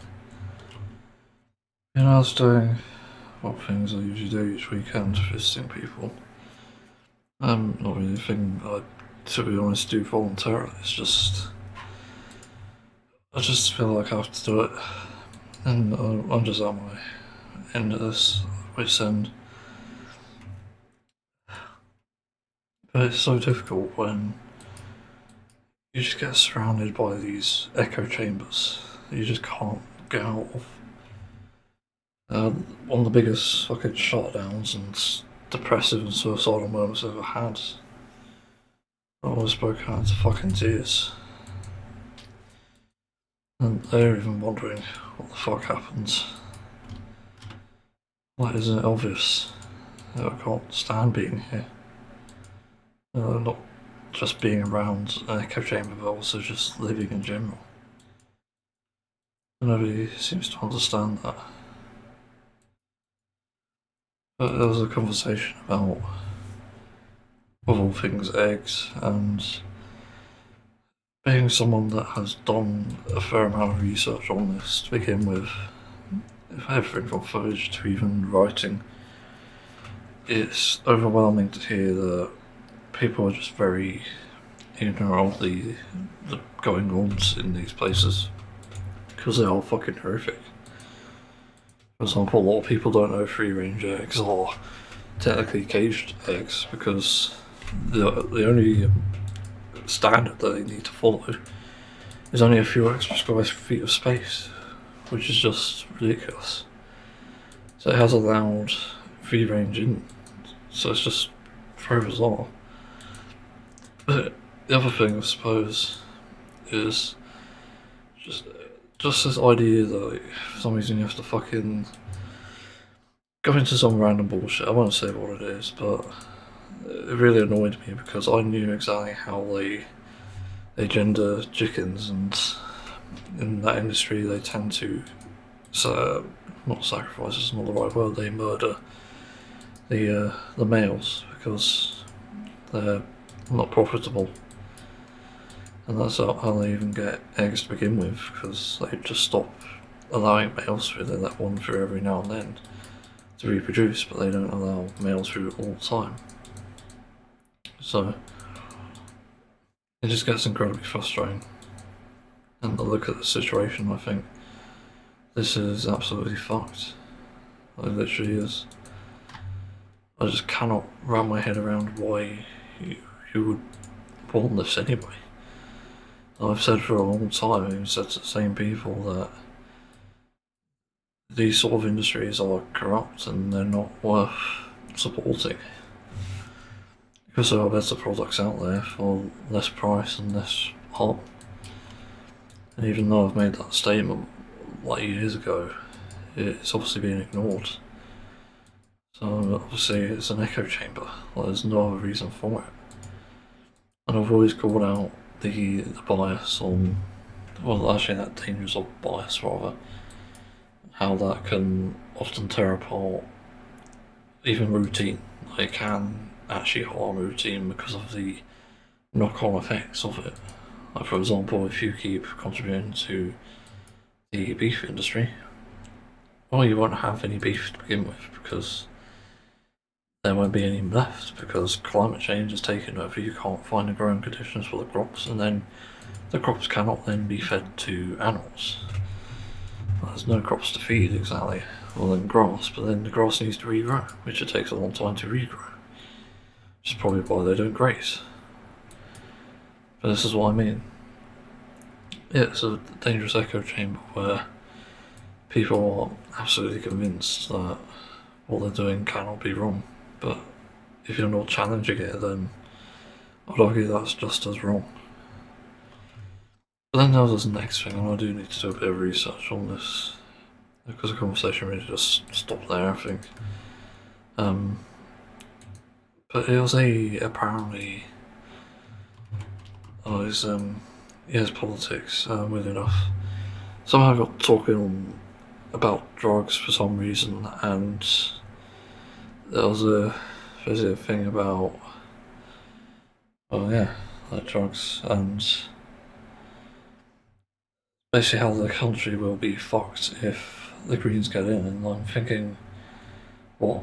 And the thing that they rather, it didn't piss me off, it's something I agree with, but there's a comment about how apparently the sympathy expressed towards the victims in Gold and Green are apparently very unjustified. I can't even really find the post, to be fair. Not sure where it is, but basically they're accusing. Yeah, here it is. Communities work at the small thing. Got to be scared off to yet another odious anti-Semitic attack. This is a time for politicians to protect Jewish people, but some party leaders are instead using the moment to make political attacks. I am the only Jewish leader of a major political party, and I suffer anti-Semitic abuse every day. For other politicians to use anti-Semitism for football. Actually, I think this is something else, not about the Gold and Green. But there's something else that they didn't like, which was like a response.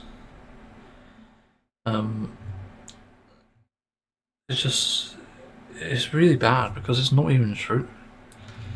Like the response I read before, and it didn't ring anything suspicious, and I don't know how I even missed this if it was the case. Horrendous attack on Golders Green, rather. Think about the victims and their families who will once again be shaken by the attack. Thank you all for those involved. Like, it's not there. But apparently they're saying that, I'll look it up, but it's probably big news at the moment. But they're saying it was wrong for the police officers to hit someone in the head for holding a knife, even though they just tried to kill someone. But somehow I don't believe that's like the full story. It seems a bit off to me, especially coming from Zack, who won't condone violence. So what is it? Oh, that's a son, God. So, as I say, Mr. Polanski said, everyone in the leadership has a responsibility for learning the temperature of self-detention, and I apologise for sharing a tweet in haste. So, that's fair enough, like, we do that. I don't even understand why this is even a fucking point. Like, it's exactly as why I'm just really mad. Because I've done it. Everyone fucking does it at some point or another. They overreact to something. And yeah, it may be harmful, but as long as you make up for it in the end, you apologise for it. And yeah, it's so fucking stupid. And where is the original tweet anyway? The post attacking police in the wake of the Golders Green. Like, I don't see where the tweet is. It's like, where's the image? Let me guess, images. Nothing. Great. So there isn't any proof. So this came from an article rather than an actual source. What's the BBC say then? No image. Nothing. Great. So we don't even know if this is real. But yeah, I'm just looking at this thinking, where's the point? Like, he said one wrong thing. He's done one wrong thing in the past. What's your point? And then you don't even cover the fact that there are parties funded by conservatives or billionaires, like not just conservatives but billionaires. And yeah, like, it gets ignored, like, for some fucking reason. Like, am I high or something, or is this just absolutely obvious? I just can't understand it. But the part where it just really hits hard is that people don't favour the truth in this, which I find very weird. I've been a big advocate of pushing for the truth, even if it is uncomfortable. And also taking from the truth what we can do, that's good. That's demonstrably good. So also we can look at something like nature, Like, oh, we kill each other in nature. That's not good. The thing we derive from that is it's harmful. So we have to try and avoid it. Find a good way to apply it as well. And that's why we avoid killing each other. But it seems like some people don't even care about that. So we're already having this supposed objective morality being completely fucked over. But again, I feel betrayed as well because people are saying don't vote Green for some reason. Because it's like, Green are the only party actually addressing the issues. Admittedly, I don't have full trust in them, I think that's a different thing entirely, but I think the problem is, if we don't have someone to trust anyway, how do you expect things to get better? It just doesn't make sense. Like, it genuinely doesn't make any sense. Like, where the fuck is it? Like, I can't wrap my head around this. It's so fucking mind-numbing. So, yeah, like, what do we even do here exactly? It just doesn't make any sense. But it also just feels like a betrayal as well, because from what I understand about, well, the Green Party, they're the only ones actually doing something about the fucking economy. So what are you saying? They're going to ruin the country. Why? Or what are they going to ruin? Where are they going to ruin it? That's often my question when I hear this, and I never get a response. Because nobody has the evidence. It's as simple as me saying that, you know, I have evidence that Nigel Farage is going to ruin the country, and that's because of all the policies he has, all the changes he wants to make. And it's all just harmful shit. And that's what's going to happen in the end, and people are ignoring this because what? Because they want immigrants gone? As if that's the only thing that matters? It just doesn't make any sense. Like, what the fuck is going on? Am I blind or am I missing something here? What is it? I'm waiting for that thing to click to understand where they're coming from. It just generally doesn't make any sense, I mean. But yeah, the other thing that just led me down this route as well is just obviously the mockery of it, but it feels like a betrayal because there's someone who's disabled, and luckily they're not reform people, but awfully close, I have to say that, just based on a few things I know. But it does feel like they're literally trying to make me suffer as a result. I do feel that betrayal. And it's hard because I also take kindness from them, but it's just difficult because of this. I just can't handle it. It does genuinely feel like a betrayal because the only ones, again, who are doing something in the UK is probably the Greens. They've even said that there would be a democratic voting system, and I'd rather vote for this than the fucking lies that are said by, you know, your party probably. I haven't heard anything from them, same with Lib Dems, but Labour, lies. Conservative, lies. Reform, lies as well.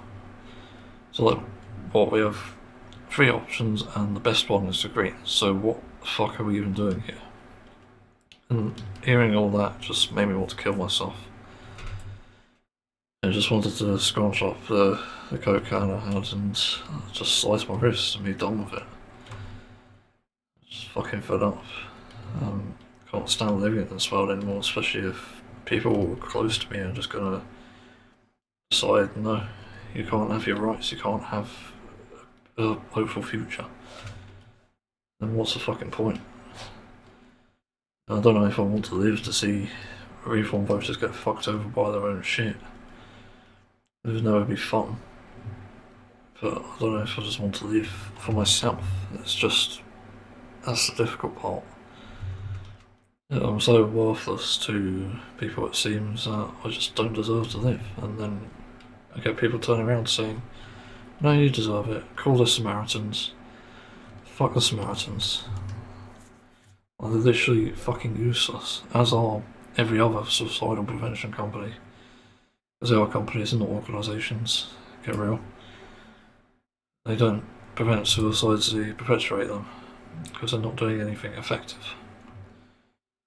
I've always said that the tactics used here are pretty fucking useless. They work on dumb people, they don't work on smart people. And yeah, dumb people can be depressed. And I'm pretty dumb, but it's a different story. So I don't know anymore. I'm just tired of this shit. I'm fucking fed up. So yeah, I'll move on now and try to eat. I'm really hungry, but I'm gonna kill myself with some hummus that's room temperature now. Because people can't be bothered to refrigerate things anymore. So yeah. And that's probably their fault as well. Yeah, so I don't know if I should talk about this or not, but I kind of have to either way. I'm not happy that I have to though. Because it feels like it's very obvious at this point, but I've still talked about it earlier in the day. But talk about how there's such a divide between even being unbiased. There's a divide between the left and the right in such a way that it's always going to be the left who wins, and that's just inherent. But what bothers me is that there happens to be so many people who just don't give a shit about the truth, and it's more common on the right, but there are a fair few on the left who don't either. And this is with things like, on the right, there's obviously a lot of pseudoscience and a general lack of intelligence, which unfortunately is true. You've seen this in studies, you've seen this in science. End of. But then there's the left who will say things like no ethical consumption under capitalism, but don't even provide a solution. And they don't even pose it as a discussion. It's not like, oh, we need to discuss this. No such thing. But that's what I'm saying is the issue here. Because that does create problems for everyone and anyone. But we really need to look into making the world a better place and a more honest place for that matter. Like, it's kind of crazy. I just wish there was a better solution, but there isn't, as far as I'm aware, and it just takes people being honest. God, why developing styles is not good. I could try some Scatman type of shit, but no.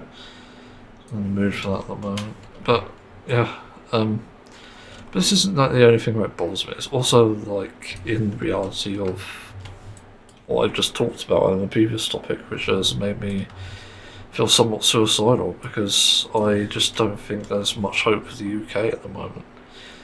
It feels utterly hopeless, and I try many things to try and help myself get out of this state of mind, but the reality is if people aren't honest and truthful, we're just going to eat ourselves alive. And that's as big of a danger as Trump, which is fucking saying something. Like, I'll post about it on Bluesky just right now. I think I'll pause and write that because like, it's really important. But it's so fucking crazy that this is a reality. I wrote it, I also added some more bits. Like about being in the right mindset, being honest and truthful as much as you can, just being on your best behaviour. Like that literally goes without saying, but it's not obvious, it seems. And it bothers me that we can have this scenario again where people are just dishonest about things. They'll pick and choose whatever they want, really. So like you'll have, for example, left-leaning people who literally are greedy as fuck and will do anything to walk over someone if it means getting the best things. Like, I've already admitted there are things that maybe you can't come back from in terms of corruption. I know I have that, which is unfortunate because it is probably one of the bad things that could happen to me in the future if it does ever happen, but there's no preventing it because there's no help, there's nothing out there. That's one of those sad realities, but most people are in a situation where they can avoid these things and even get over them. And there's even the case where like, oh, there's someone dangling a bunch of money in front of you and they're not using it. Like, oh, okay. There are leftists who will literally take that. Probably more people on the right who would, so that shows a lot really, but it's still a danger either way. And that's why I point this out. That's why it is a problem. And that lack of honesty, that lack of truth is also what's stopping us. And the same thing with, well, the thing I said about Zack Polanski in the topic before, where apparently he made a post in hesitation and looked at an article briefly, there's no screenshots, so I didn't even know what he said. Like, I've looked it up several times, I'll look at it again. Zack Polanski, controversial tweets. I don't want a news article, I want a fucking screenshot. Like, where the fuck is it? Being supplied to JLM. We do not protect these people. This is November, what the fuck is even recent?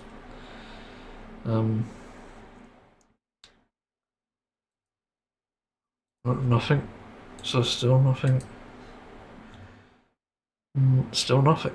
Like, what the fuck? That's the thing as well, all that comes up is like crappy clickbait YouTube videos. Zack the crackpot, like, based on what? Like, what the fuck is this even about? Like, there's no proof here, again, I can't even see this. It's like nothing. And, you know, this criticism of the police apparently is to do with what you said about the police taking action of the person who stabbed 2 people in Goldie Green. I think it's Goldie Green. Maybe I got that wrong. But, you know, I am absolutely on the side of the police in this case, obviously. Like, this is what distinguishes people from honest and dishonest, truthful and untruthful. And where I honestly understand this situation is there is a dangerous person fucking walking around with a weapon. And the police tackle them by hitting him in the face, apparently. This is what I heard. And I think that's fine. That is a dangerous person. Doesn't matter whether they're ill or injured or disabled or whatever. And if it's someone in a wheelchair stabbing someone, by all fucking means, get him out of that. Literally hit them where it fucking hurts. Because it doesn't matter that they're disabled, they've just fucking hurt someone. And that's a big issue in itself. I can't even really think of a scenario where force like that is unjustified in terms of a criminal situation. So and then people will say like, oh, you support the Greens, so you're still supporting that sort of shit. Of course I am. They've got like 90 other things that are fucking good about them, like 90% good things. And like a very small percentage of bad things, and even some things I'm just on the fence about. Compared to what? I haven't heard anything about the Lib Dems. They haven't even been in the news. Ever. Labour, obviously bad. Your party, too much in the news with controversies. Conservatives, terrible. Reform, also terrible. And also I've heard fuck all about this other party, the Independent. I don't know what the fuck that is though. It's ridiculous, and people think that this is ruining the country somehow. But how? That's what I want to know. They say Zack Polanski is going to ruin the country. They say Green Party. They say, like, even people who say Reform are going to ruin the country. They need to fucking explain themselves. And luckily people do when they call it out. But there are some who don't. And that just doesn't help. And then you get people saying they're delusional. So it's like an endless back and forth, and this is why I say the untruths and the dishonesty are just going to be the end of us. It's going to eat us alive. And essentially we are eating ourselves as a result of it. Like I said, we have a left-leaning person literally willing to rob someone of a ton of money. That is in itself corruption. Admittedly, if you're doing a Robin Hood, which from what I understand of the story, it's like you're stealing from a greedy, corrupt cunt and redistributing it. It's generally not as bad, because you don't have a reason to feel bad for that person or even say that they deserve that success as in the person being robbed. So yeah, so this sort of violence becomes justified, but I'm even willing to be proven wrong on something like that. Like, how is Robin Hood wrong? That's what I'm wondering as well. It's not just giving into these fucking biases and then idiots even accuse me, despite this fact, that I don't even have a bias. They'll say I'm a leftist, they'll say I'm whatever, progressive, I don't know. Or even just libtard. But then I have to say something even more controversial, which, for those sensitive ears, I don't recommend you listen. I have to try and remember what it is now, because it came up earlier. I can't think. Actually, maybe that was it. Like, I don't know, but you definitely get people saying like really offensive shit either way. And they'll like ask me that same question, and I'll obviously reflect it. It'd be like, they would say like, why do you defend niggers and blackies? And I'd say, why do I defend niggers and blackies? It's because they're human beings. That's the first thing I understand about people of colour and people of a different ethnicity. And I don't reduce them to names like that, obviously. The point is, I'm showing neutrality, and I'm not literally using it to offend people. I'm not even using it to label people. Again, it's like a reflection. I'm just reflecting it back at them to make them realise how stupid it sounds, and also just how unintelligent they are, given that I can use it and say something much smarter than them. But obviously I'm saying something with truth here, and that is that we do need people of colour in the community for diversity to also work jobs that we currently can't do. As far as I know, there are some anyway. But we need immigrants for that too. So that's why I'm on the side of people of colour and people with different ethnicities. That's literally why. And I'm failing to see how we can justify these narratives, much like in Reform, about how the country no longer has any British people, which is just false. Like, I've had to tally up in the last few months how many British people I've seen on the streets, and just in general. Wait, first of all, you don't even know how many there are, so you can only go by talking. And even then, the amount that I see where I live, which is actually, by the way, fun fact, is not even a democratic town. So that gives you an idea of what it's like. And guess what? I've only ever seen about 1 or 2 foreign people in the last months, and those are people with an accent or speaking foreign. So pile them together. It's actually one I've heard with a different language, but the other is speaking pretty decent English. So it's like, okay, well, these aren't the problem then. Like, what the fuck are you on about? And I'll genuinely be surprised if somehow Reform wins here, because there is literally nothing. There is nothing going on here that indicates we have to stop the boats or we have to address immigration. Literally fucking nothing. The amount of foreign people here is just nothing. So it's literally imaginary, and admittedly it's anecdotal. But even if you studied this place, there'd be nothing, and this is what I mean. You have to be truthful and honest, and if there is a problem, and there is a study, and they actually find out who it is, not who it is, rather, but how many people there are in this place who are foreign, and they say, oh yeah, this place has X amount of foreign people percentage of the whole population, like, yeah, I might take issue. If it's maybe above a certain percentage, I might start to question things, but if it's not really a cause for concern. And I don't even care if there's like no British people here, in all honesty. The only thing I ask is that people try to speak the language the best they can, and they do their jobs properly, wherever they can, and also be nice to each other, be kind. It's even crazy, again, with this anti-Semitism stuff. It's fake accusation that, because it is fake, by the way, I'll demonstrate, but it's accusation that people who protest against it, no, mix up what words there, yeah, protesting against it. It's like saying people who protesting against it are supporting no, fuck, I'm getting it mixed up again. I'll try to restart. So, anti-Semitism is discrimination against religion. Protesting against the genocide is not protesting against religion. Therefore, there isn't anti-Semitism. A crime against a religious person doesn't mean it is anti-Semitism. Because you have to try and link it, and when you try and link it, even in a stabbing situation, which as far as I know there wasn't any religion associated with it, there is nothing. So there's not even anti-Semitism. Just because 2 religious people died or got seriously injured doesn't mean it's anti-Semitism.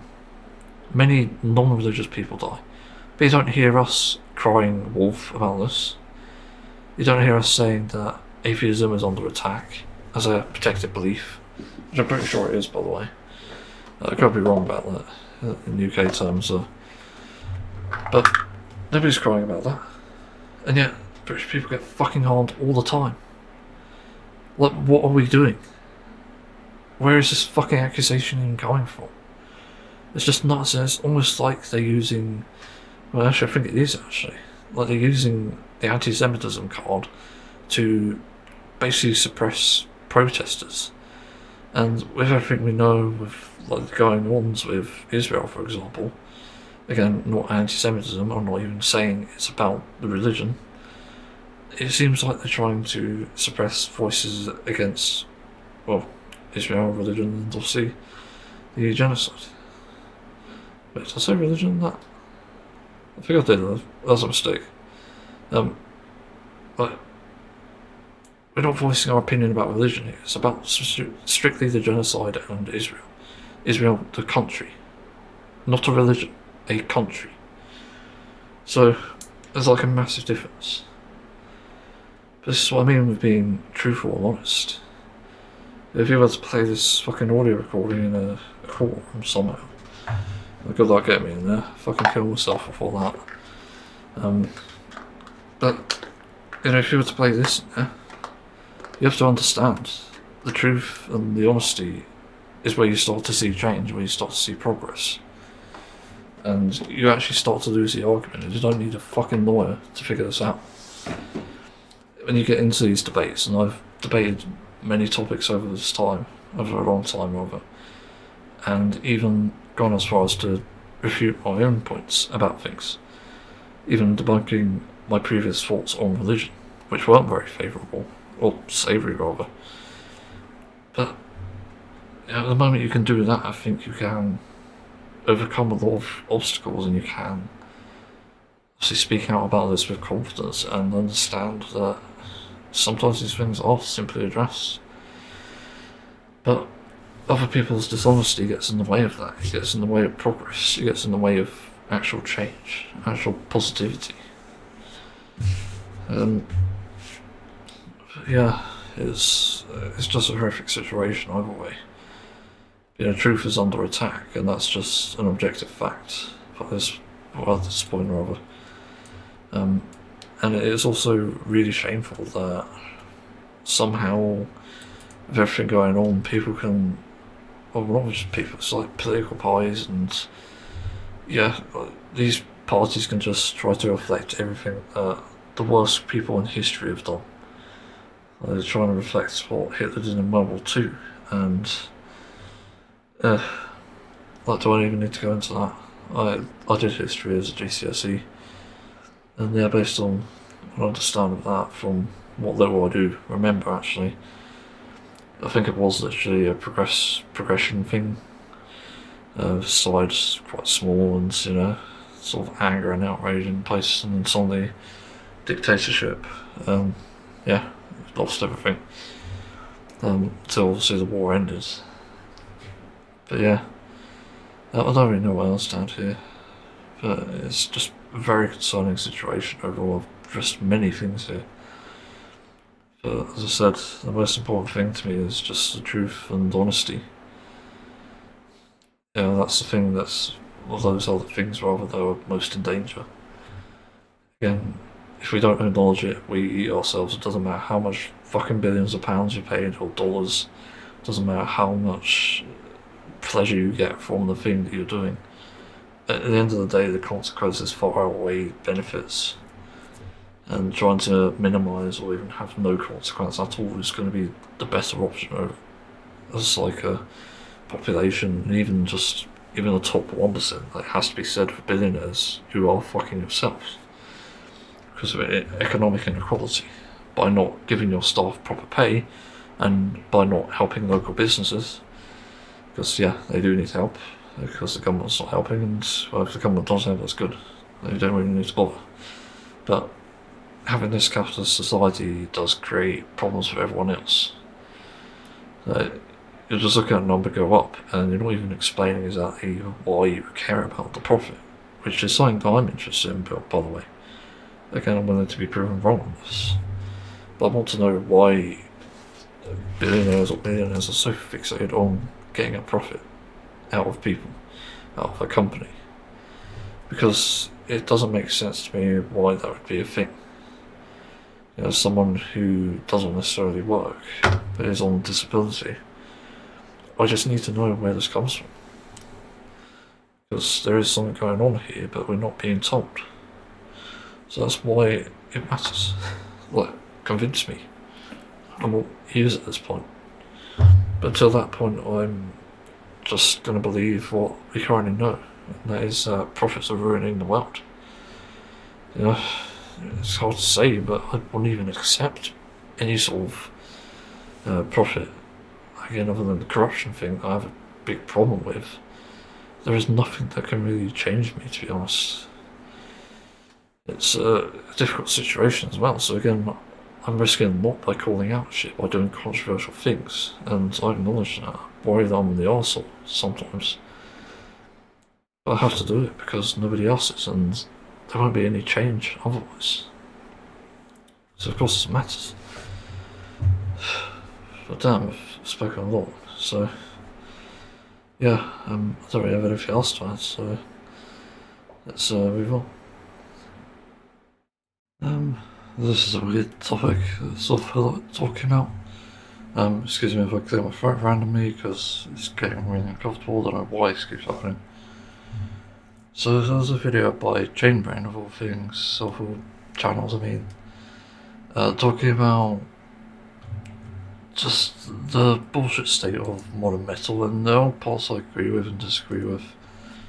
I think in the track itself, even though I haven't listened to it all, just this video, I think like the first riff is kind of interesting. It's got like a walking sort of metal bit, which is kind of rare to be honest. Like you're walking notes, doing some sort of, you know, metalcore riffing essentially. Where you play the string below and stuff. It's got almost alternate picking. But that was sort of interesting. But then obviously the worst part of the songs are probably the chugging and the solos. The chugging and the solo rather than solos, it's just one. And even then the lead riff is just kind of, yeah.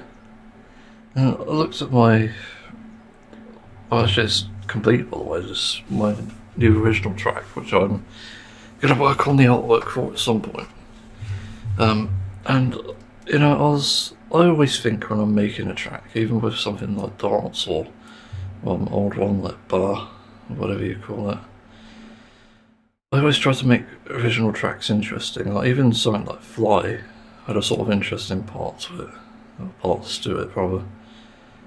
And my goal with making original tracks isn't to just be the same old boring band, it's to actually make something fun that people may actually want to learn, if they ever want to.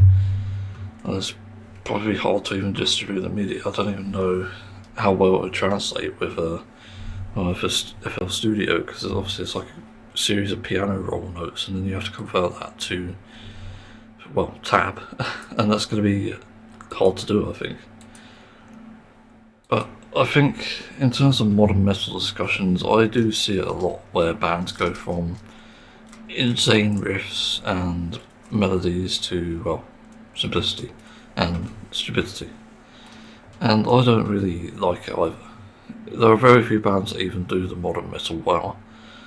The only ones I could really point out for that are probably, weirdly enough, Bring Me the Horizon with Utopia was actually really interesting. Even though their last few albums were kind of shit, And then you had Silosis as well, who went this sort of simpler route, but also managed to come out of it with some pretty insane riffs and ideas. Some of the recent songs are a bit basic, but they are still fun to listen to and fun to play. And even Architects, they also went simpler and then came back out of it. And you got bands that just don't change their sound at all, like Judas Priest. And right now I'm listening to Iron Maiden. I'm on the one with War. I forgot what it's called. Actually, I could look at it. It's there. A Matter of Life and Death. That's it. And this is 2006.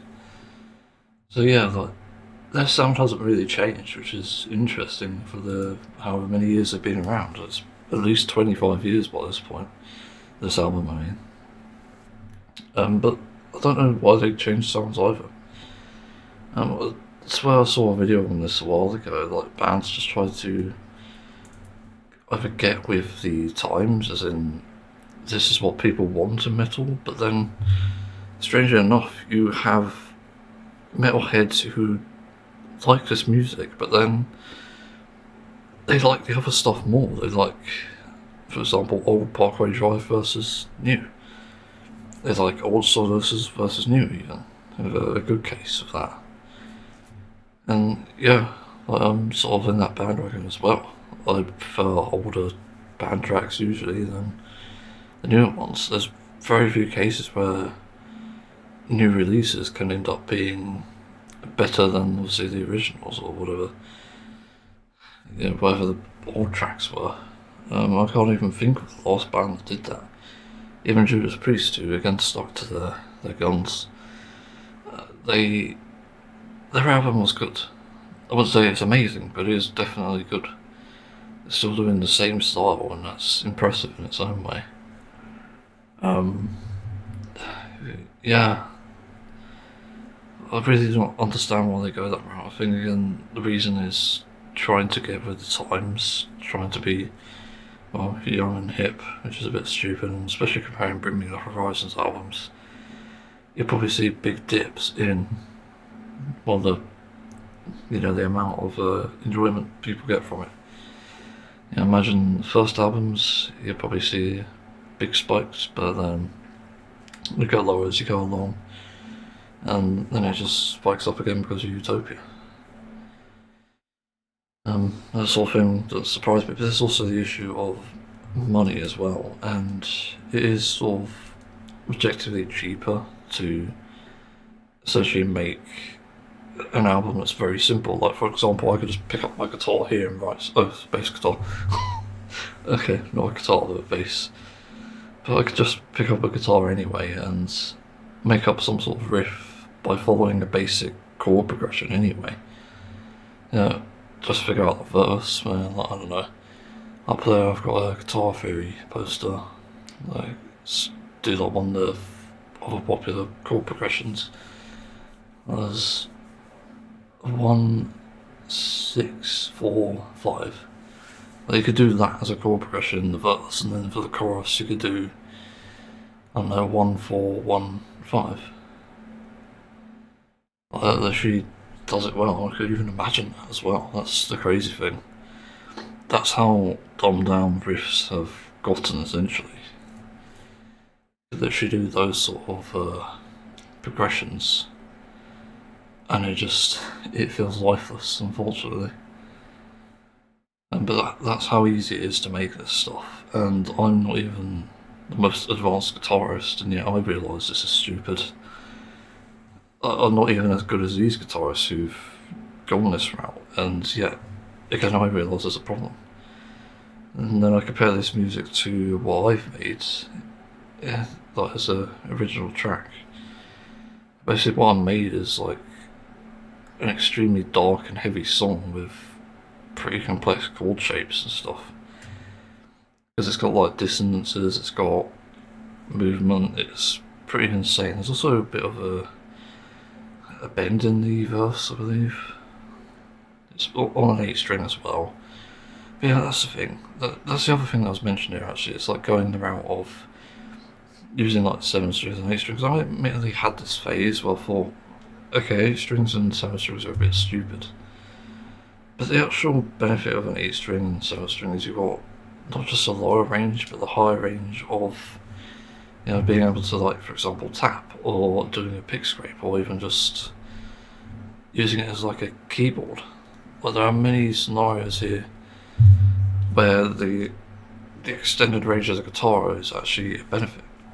Admittedly, not everyone's going to use it the same way, but it's not even a problem if people do use it for a lower tuning. I've sort of come to terms with this over the years. I thought, okay, maybe I need to try and be a bit more like old Cyclosis, which didn't need that. But actually, the only reason it works so well is because they are playing lower range notes. Oh, hand is both of them. Nice. The skin is peeling off all of them. Oh, that's going to be fun in the bath. Anyway, but yeah, the lower range is actually good. It depends on how you write it as well. If you do something like Mick Gordon does, yeah, a lot of people love Mick Gordon's Doom soundtracks, and it's no surprise that people like them because they are unique. And they sometimes incorporate like complex riffs in it, sometimes, like not all the time though. But it's often quite rhythmic and groovy in a way that no other track really does that. And my idiot housemate is, he complains about me about the bins of this. Fuck, you keep emptying them before I even get the chance to empty them. What the fuck are you on about? It's so dumb. I still need to complain about that again. I said he shouldn't be living here, but landlord would listen. Well, that's another issue. Yeah. But again, you can make something good on it, and it really depends if you are really dedicated to the craft, which I guarantee you now a lot of bands are not, for one reason or another. Then you can actually make these things. You can make them well out, and I've done it. I've done it with a VS fucking T. Like, come on. I've done it multiple times. You even look at my covers, and my idea with them is to make the rhythms interesting.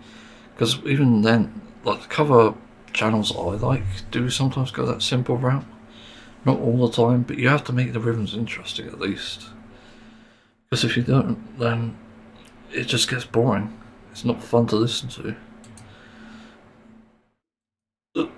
Hiccup. So, I had to do that. Even then, I explored a route of essentially what is I don't know if it's like jazz or noir. I think it's noir actually. I don't know if that's a genre. But I did a cover of Ages of Inquiry from Final Fantasy XIV. It's like a very jazzy track with a lot of chromatic notes, and it's kind of crazy. And yeah, I loved exploring this because there are many different ways you can write it. And actually, the biggest tell that you've got something to write here is whether the bass line is any good, and the bass line happens to be extremely good because it's a walking bass line. And then there's like freedom to explore, which I did towards the outro, as I ended it with some pretty big chords. But yeah, I think again it's just like it can be a lack of inspiration that causes the problem of getting these riffs done properly and done well. That's kind of the thing that it takes, I guess. That you just need to explore and understand your instrument and just play around with it. But we say play around as in that you use it as if you weren't playing it normally. So it sort of reminds me of the thing that Tosin Abasi said about learning guitar, and it's about trying to unlearn music theory, which I was kind of confused about for a while, but actually you do kind of get better ideas in your head of how things can go if you just remove the idea of music theory. A lot of power metal, for example, or at least BILLONAIRES, and I think Jack and Falls sometimes does it, but they do like these chords where they go off key a bit, and that's specifically to build up attention, and it's like a really clever technique, but music theory doesn't necessarily teach you that. Because I think music theory teaches you how to stay in key and follow a scale. But even then, you've got great tracks like Korn's Got the Life, which, even though it's extremely simple, it is at least following a very different pattern. It goes from the, I believe, excuse the terrible chord progression theory, but it's like 6th, 5th, and then 1st chords. Is it 1, 2, 3? No, actually I think it's 5th, 4th, and 1st, and then a chromatic chord, which is in between the 4th and the 5th. And it just makes it sound so unique. Like, come on. That's creative. You also got Freak on the Leash as well, which is obviously one of their most popular tracks. But they made such great tracks because they not only had great tone as well, they also had great composition, as you can tell. And it's very simple, but it worked. It was effective in the same way that Gojira is effective. You look at Gojira, they have some pretty good tracks despite how simple they are. Yeah, like, I don't really know what else that can really say here. Again, I think it's laziness, I think it's money, I think there's a lot of things in play here when you see bands go as well. I really remember that. I've actually listened to Bullet for My Valentine in a long time. But I remember when I enjoyed those albums like 10 years ago, the original ones, you know, Poison, was it? Something like that, and Scream Aim and Fire, I think it was called as well. But yeah, they're early albums. And then they released that new one, where they said they were going a more darker, real, or whatever that meant. And it just turned out to be all fucking chords. There was like nothing to it, no riffing, nothing. And I just listened to it thinking, how the hell can you even release this to say it's good? And they, even though I get the idea that they're trying to go that route, why didn't you just do something different? Instead you went this stupid route of like just being talking, like a talking band rather, like not actually singing. I don't know if it was singing actually. It's hard to tell with male vocalists sometimes, but just it exists because of the meaning, and I think that really depends. I'm sort of an artist who looks at whether something has a deeper meaning or means something to me, or again it's just a piece of art. Like, it's structured well, it's composed well and stuff, and that goes all ways. It goes visually, it goes audibly as well. Audibly? Is that the term? I don't know. But that's kind of the point. And I look at that and I think this ain't good. Even look at some of the later Parkway Drive tracks, for example, and they are very good old tracks. And I just can't stand the idea, again, that they went the route that nobody wanted. Nobody asked for it, and I think even then they're kind of mad that people don't like the Anywhere tracks. It's like, well, why are you surprised? Admittedly, you don't always need to have this thing. I said this before. I think if you're getting tired and if you're getting bored of a genre, you don't just run it to the ground with stupid shit. And with Opeth, for example, at least they went the route of going rock music instead of metal, and they have very much rock vibes anyway, with like solos and other tracks. I forgot that other album, the one that did it entirely acoustic, but something like that has a rock vibe, and they had those roots, which is pretty obvious. But even then, I may not like the music, but at least they decided to change. And the same with Radiohead, that's quite a famous example. They went from pretty grungy rock music to, well, pretty electronic, and one of their most famous tracks from after that, from after something like Creep, is Everything in Its Right Place. It's just one of the darkest electronic tracks I've probably ever heard. That's really saying something. But again, whether bands do this or not is up to them, but I can't say I really sympathise for you when you lose a fan base, when you lose an audience. Even then, they just go towards like live shows. That's the other thing. I forget about this. This is actually one of the bigger things. I think one of the reasons they write simpler albums is because they're too busy doing live shows, and you know, it makes sense that maybe you need to, on one hand, do things that are live, obviously to support the fans and obviously show them that you're still kicking, you're still enjoying these other songs as well, because they do play older songs live as far as I'm aware. But you do need to actually balance it out, and this is my advice to bands as far as I know. I'm not like a live musician, to be clear, I'm not even in a band. But you do need to find a fucking balance. I know this myself, being at home and having been at home with no job, being unable to be employed for 13 years. And the biggest way you go crazy is being stuck in your own head and not having anything to do. So you have to keep yourself busy.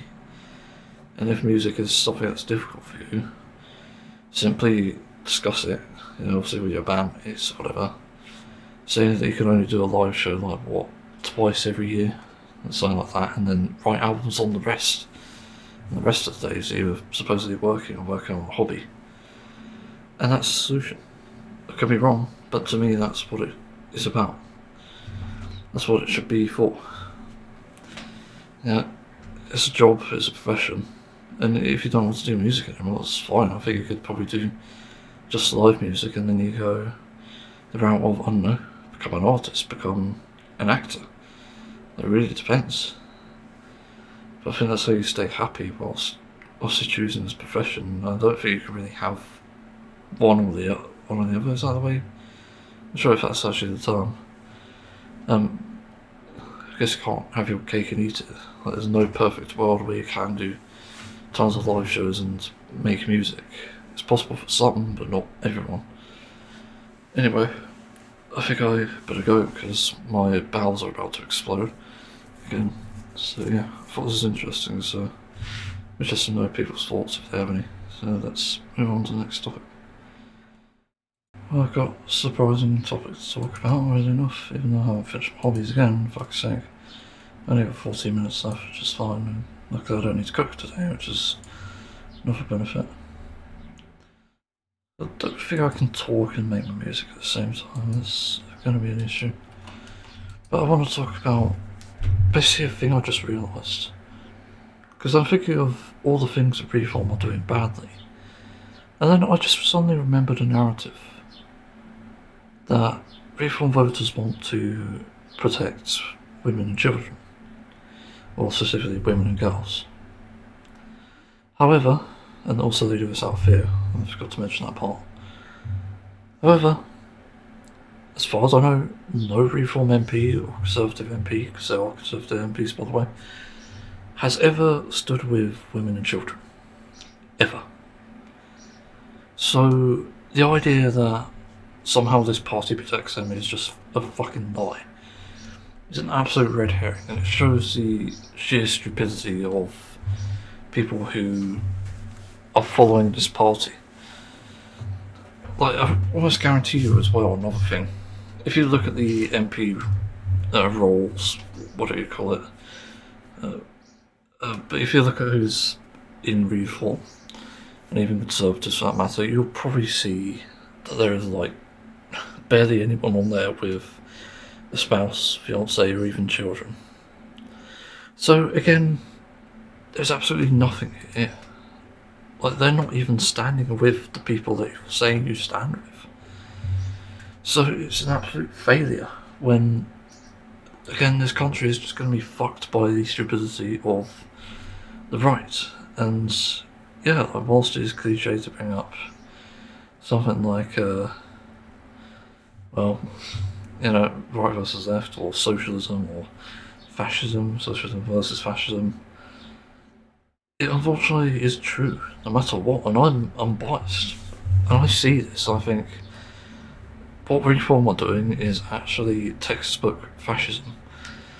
They're suppressing rights for everyone, they're oppressing people, they're making families poorer by virtue of their policies and manifestos, and as you've seen, Nigel Farage said, we're going to cut welfare, but we're going to support working rights, which doesn't necessarily mean he is. Because to support working rights, you need welfare. Well, I don't understand. It's fucking stupid. But that's what says they're going to fuck us up, and that's going to do the opposite of what people want it to do. As in, it's not going to protect women and children, because when welfare's gone, nobody can support their fucking child. People rely on child benefits to feed and bathe their children and clothe them, because it's unaffordable from the current working salary to do that. And yeah, like people were saying, oh, it used to be fine in the 80s and 70s, even though it wasn't. Actually, I've been watching like Fools and Horses, only Fools and Horses horror, for the last month or two now. Been slowly going through it, and it references a lot about, or a few times about job seekers and job centres, and you know, ironically, the entire premise of the show is following a family called the Trotters, who don't have a mother, who died young, and them trying to make their way in life with, well, stealing. Weirdly enough, it's quite reflective of what we're seeing now. I never realised it before, but it is quite reflective. They actually steal things and flog them off. And you've got people scalping as well, which again is the same thing. They scalp these fucking things too. So, again, you just see the similarities. It's kind of nuts. And I just see so much danger from something like Reform, because their policies do not ring very well for the average population, which I guarantee are the majority in voting for them. Ironically, again, it's like they are the party of the far right and the fascist. Again, it's not a fucking buzzword. People say this is a buzzword, but this is actually the description. Like, look it up. I could look it up now. Like, fascism meaning. I wonder if it'll come up with a proper definition. System of government by centralised of authority under a dictator, a capitalist economy subject to stringent government controls, violent suppression of the opposition, and typically a policy of belligerent nationalism and racism. Yeah, literally. It is just fascism. And the other definitions are simple ones. A political philosophy or movement based on or advocating such a system of government. Not sure what that means actually, that doesn't sound right. But the third one is more simple. It's oppressive dictatorial control, or dictatorial rather. And what did you know? The image on the right, I think, is Hitler. I'm not sure who the one on the left is. There's a guy next to him. But yeah, literally, this is exactly what they're advocating for. While there isn't obvious signs of violent suppression, it is very much encouraged because of the immigration arguments and wanted to secure our borders, supposedly. Like, there's this imaginary idea that we can deport illegal immigrants and do whatever we want to migrants of the place. Again, looking at the asylum hotel claims, where even though people have offered their hotels up, well, again, not my place to comment on that because it's their choice, but they offer the hotels up for immigrants and refugees. But you know, people take issue with that for some fucking reason, even though it's not how a hotel works anymore. The hotel isn't some sort of thing where they call for room service and get a free iPhone. There's an entire process. I've done research into this. They actually have to go through a lengthy process to get an application to be recognised as taking refuge in these places or asylum, and they have to be accepted. Otherwise, if they're not, they're obviously not allowed. And I don't know what happens then. That's obviously another story. But again, there's a lot of misinformation, and this isn't actually protecting women and children. And the narrative, again, I have to bring up, as everyone does with this anyway, is that a majority of, apparently, non-British people, whether it's black or different ethnicity, are apparently committing a lot of sexual assaults towards women and children. And the evidence very much is based on anecdotes rather than actual evidence. So it's like a news article is used as evidence here rather than a study. And a study would take priority over a news article, by the way, by the very metric that it's a study that compiles a collective of information, including news articles probably, but also any sort of official media or sources they can get their hands on. So that probably includes police reports, it probably includes like other things. I can't remember what the other things were. I know there was something else, but I can't remember.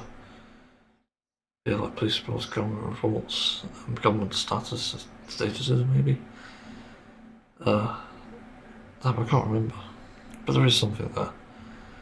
But that's what the studies are showing. It's showing there is more crime in the average British person than there is a non-British person per percentage of the population.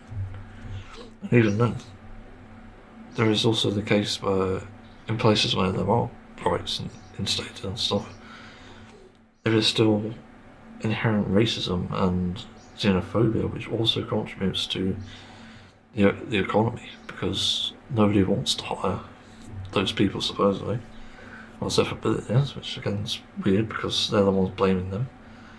But yeah, like, they get blamed for this, and then they get into worse economic situations, which then leads to an increase in crime. So you can see the problem here. It's like what we see now with British people, where single mothers are shoplifting basically to give their children a proper life. And they do this for survival. It's the same with, unfortunately, people of a different ethnicity and different cultures as well.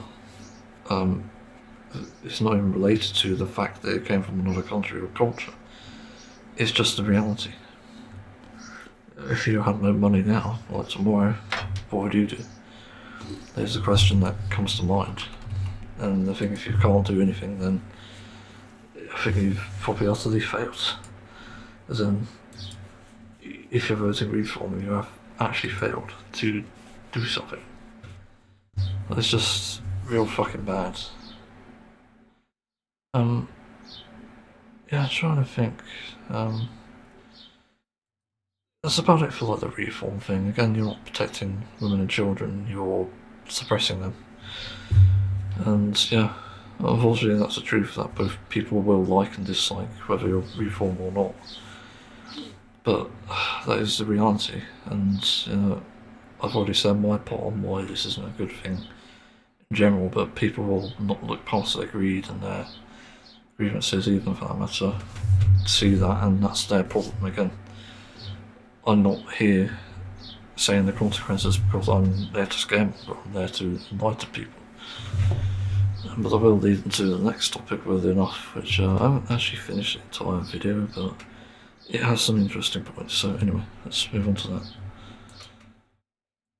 So for the next thing is an interesting realisation. I've been watching Gary's Economics since he uploads almost weekly now. He's talking about the elections recently, local elections are. And yeah, unsurprisingly, it's quite an honest video in some ways, but I think it's also just sad that we're even in this situation. That's the other thing. Because he's mentioning that the only parties actually doing the right thing for the economy are the Green Party.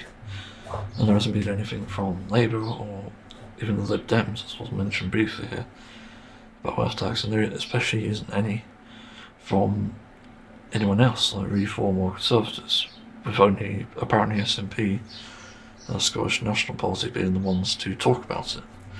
Talk about wealth tax, but not talk about it enough, it seems. So it's strange that again we have Gary's Economics here, basically being, I guess, impartial, is that the term, towards parties, and he is voting Green, has to be said. But why the hell is nobody talking about wealth tax? I generally can't wrap my head around that. That's one of the things I wanted to discuss. Because it's constantly brought up by people for some fucking reason. They believe these mouthpieces on GB News and BBC who are saying wealth tax won't work, it'll destroy the country. And just reflecting it word for word, like it's verbal shite. That's what it is. And we know this because the evidence is out there.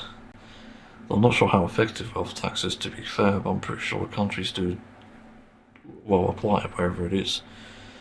But also we need an economy to survive, and coming from an economist, which is as important as any other voice here, I think that really demonstrates something.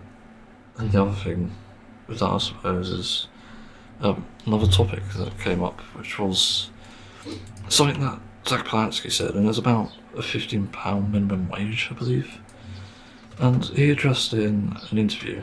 And I don't know if exactly he answered the question, as one of the comments pointed out, but I do know you said some things in here which were interesting, which is basically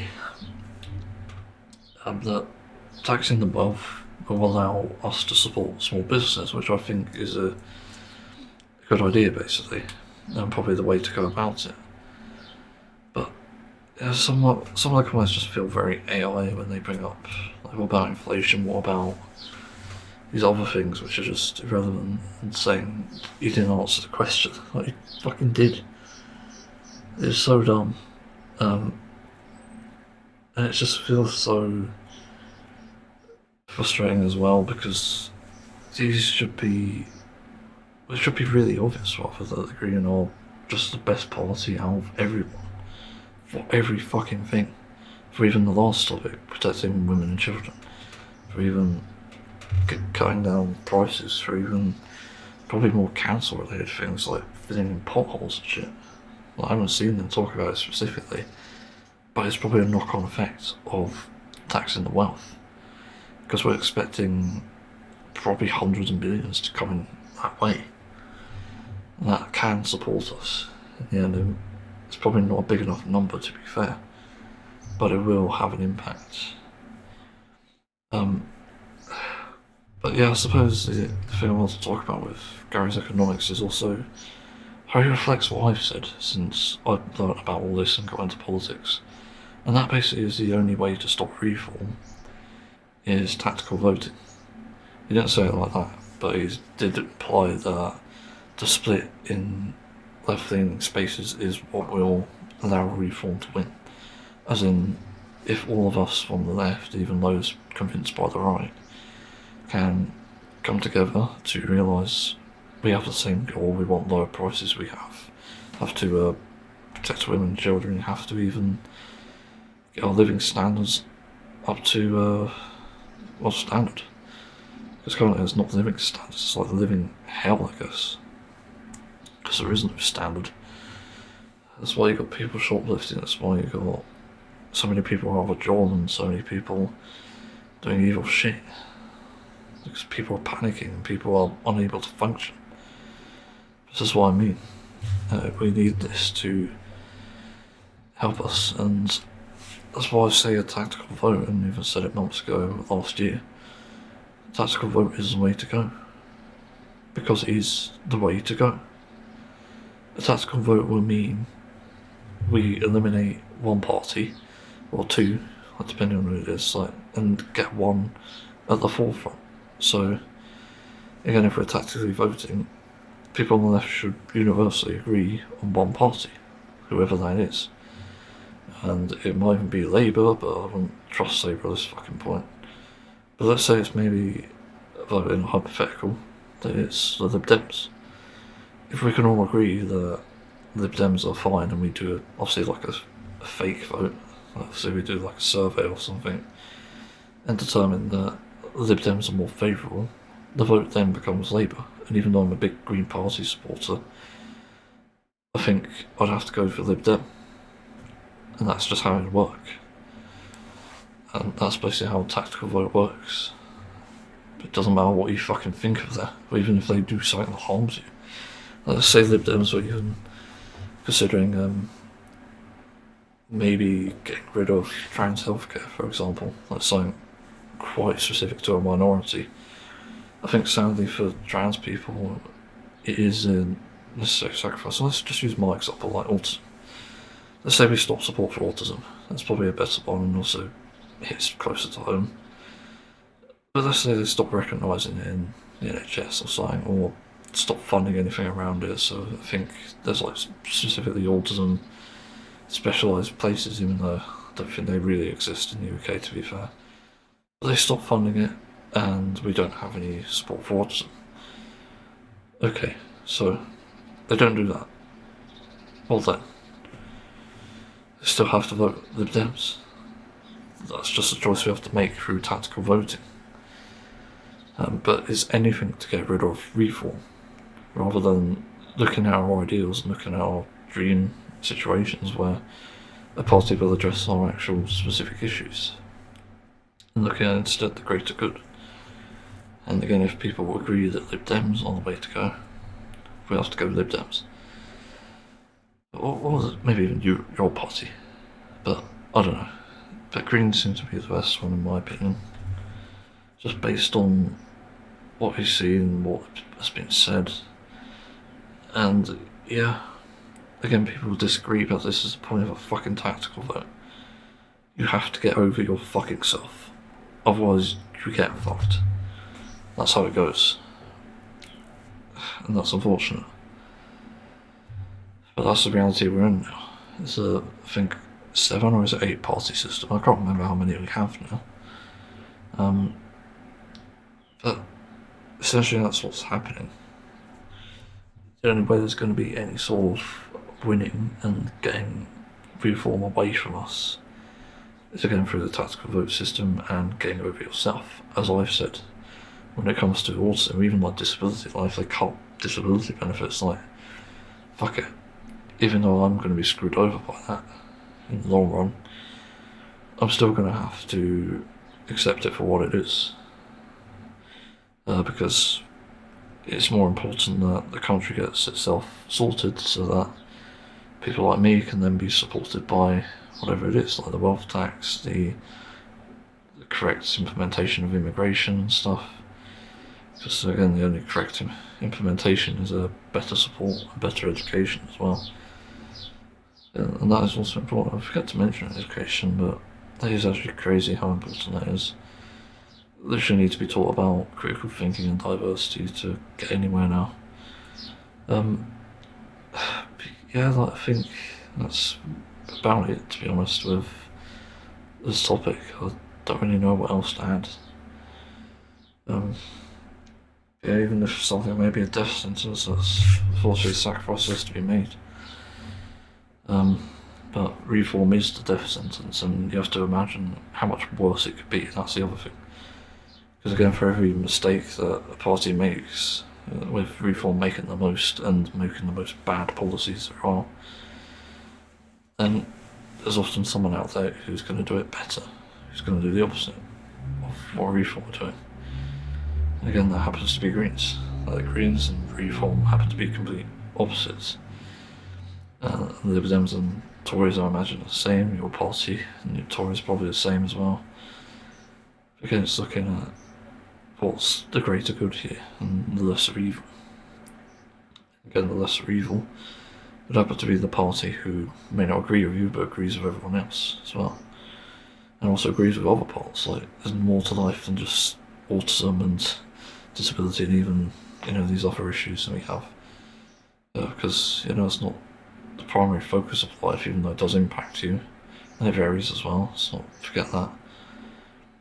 You have to understand that other parts of life are more important. So if they can lower bills, if they can lower other bullshit that's in the world at the moment, but more importantly, be able to afford things, I think that's a general win, even if you're not getting benefits anymore. And that really goes without saying. And also, it's really telling, I forgot to mention this somehow, when there was a BBC interview between 3 party leaders and a transport secretary. But guess who didn't show up to this? Because who had show up was it Janie Baden? I can't remember the fucking name of the Conservative leader, but Zack Polanski, Green Party leader, Transport Secretary, I can't remember her name, and Nigel Farage. Again, guess which one didn't show up? Yep, it's old Nigel. Poor guy was so scared he couldn't get into that fucking place. It's fucking stupid, like, my god. it's so ridiculous. Even despite that, despite his cowardness, which a lot of Reform are, to be clear, he couldn't even get to a fucking interview and he couldn't even do it. He like pulled out last second, and the BBC even pointed this out. It's like, guess who's not here? Nigel Farage of the Reform Party. It's like, what the fuck? You can't make this up. Or can you? Like, what the fuck is going on? It just doesn't make sense. So yeah, I really do think this is the way forward. And again, tactical voting, I think we all have to universally agree what party it is that's going to win. And the more people we have going towards this party, the better.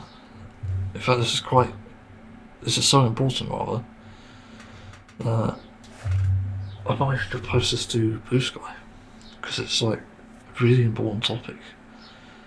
I do think it's really important.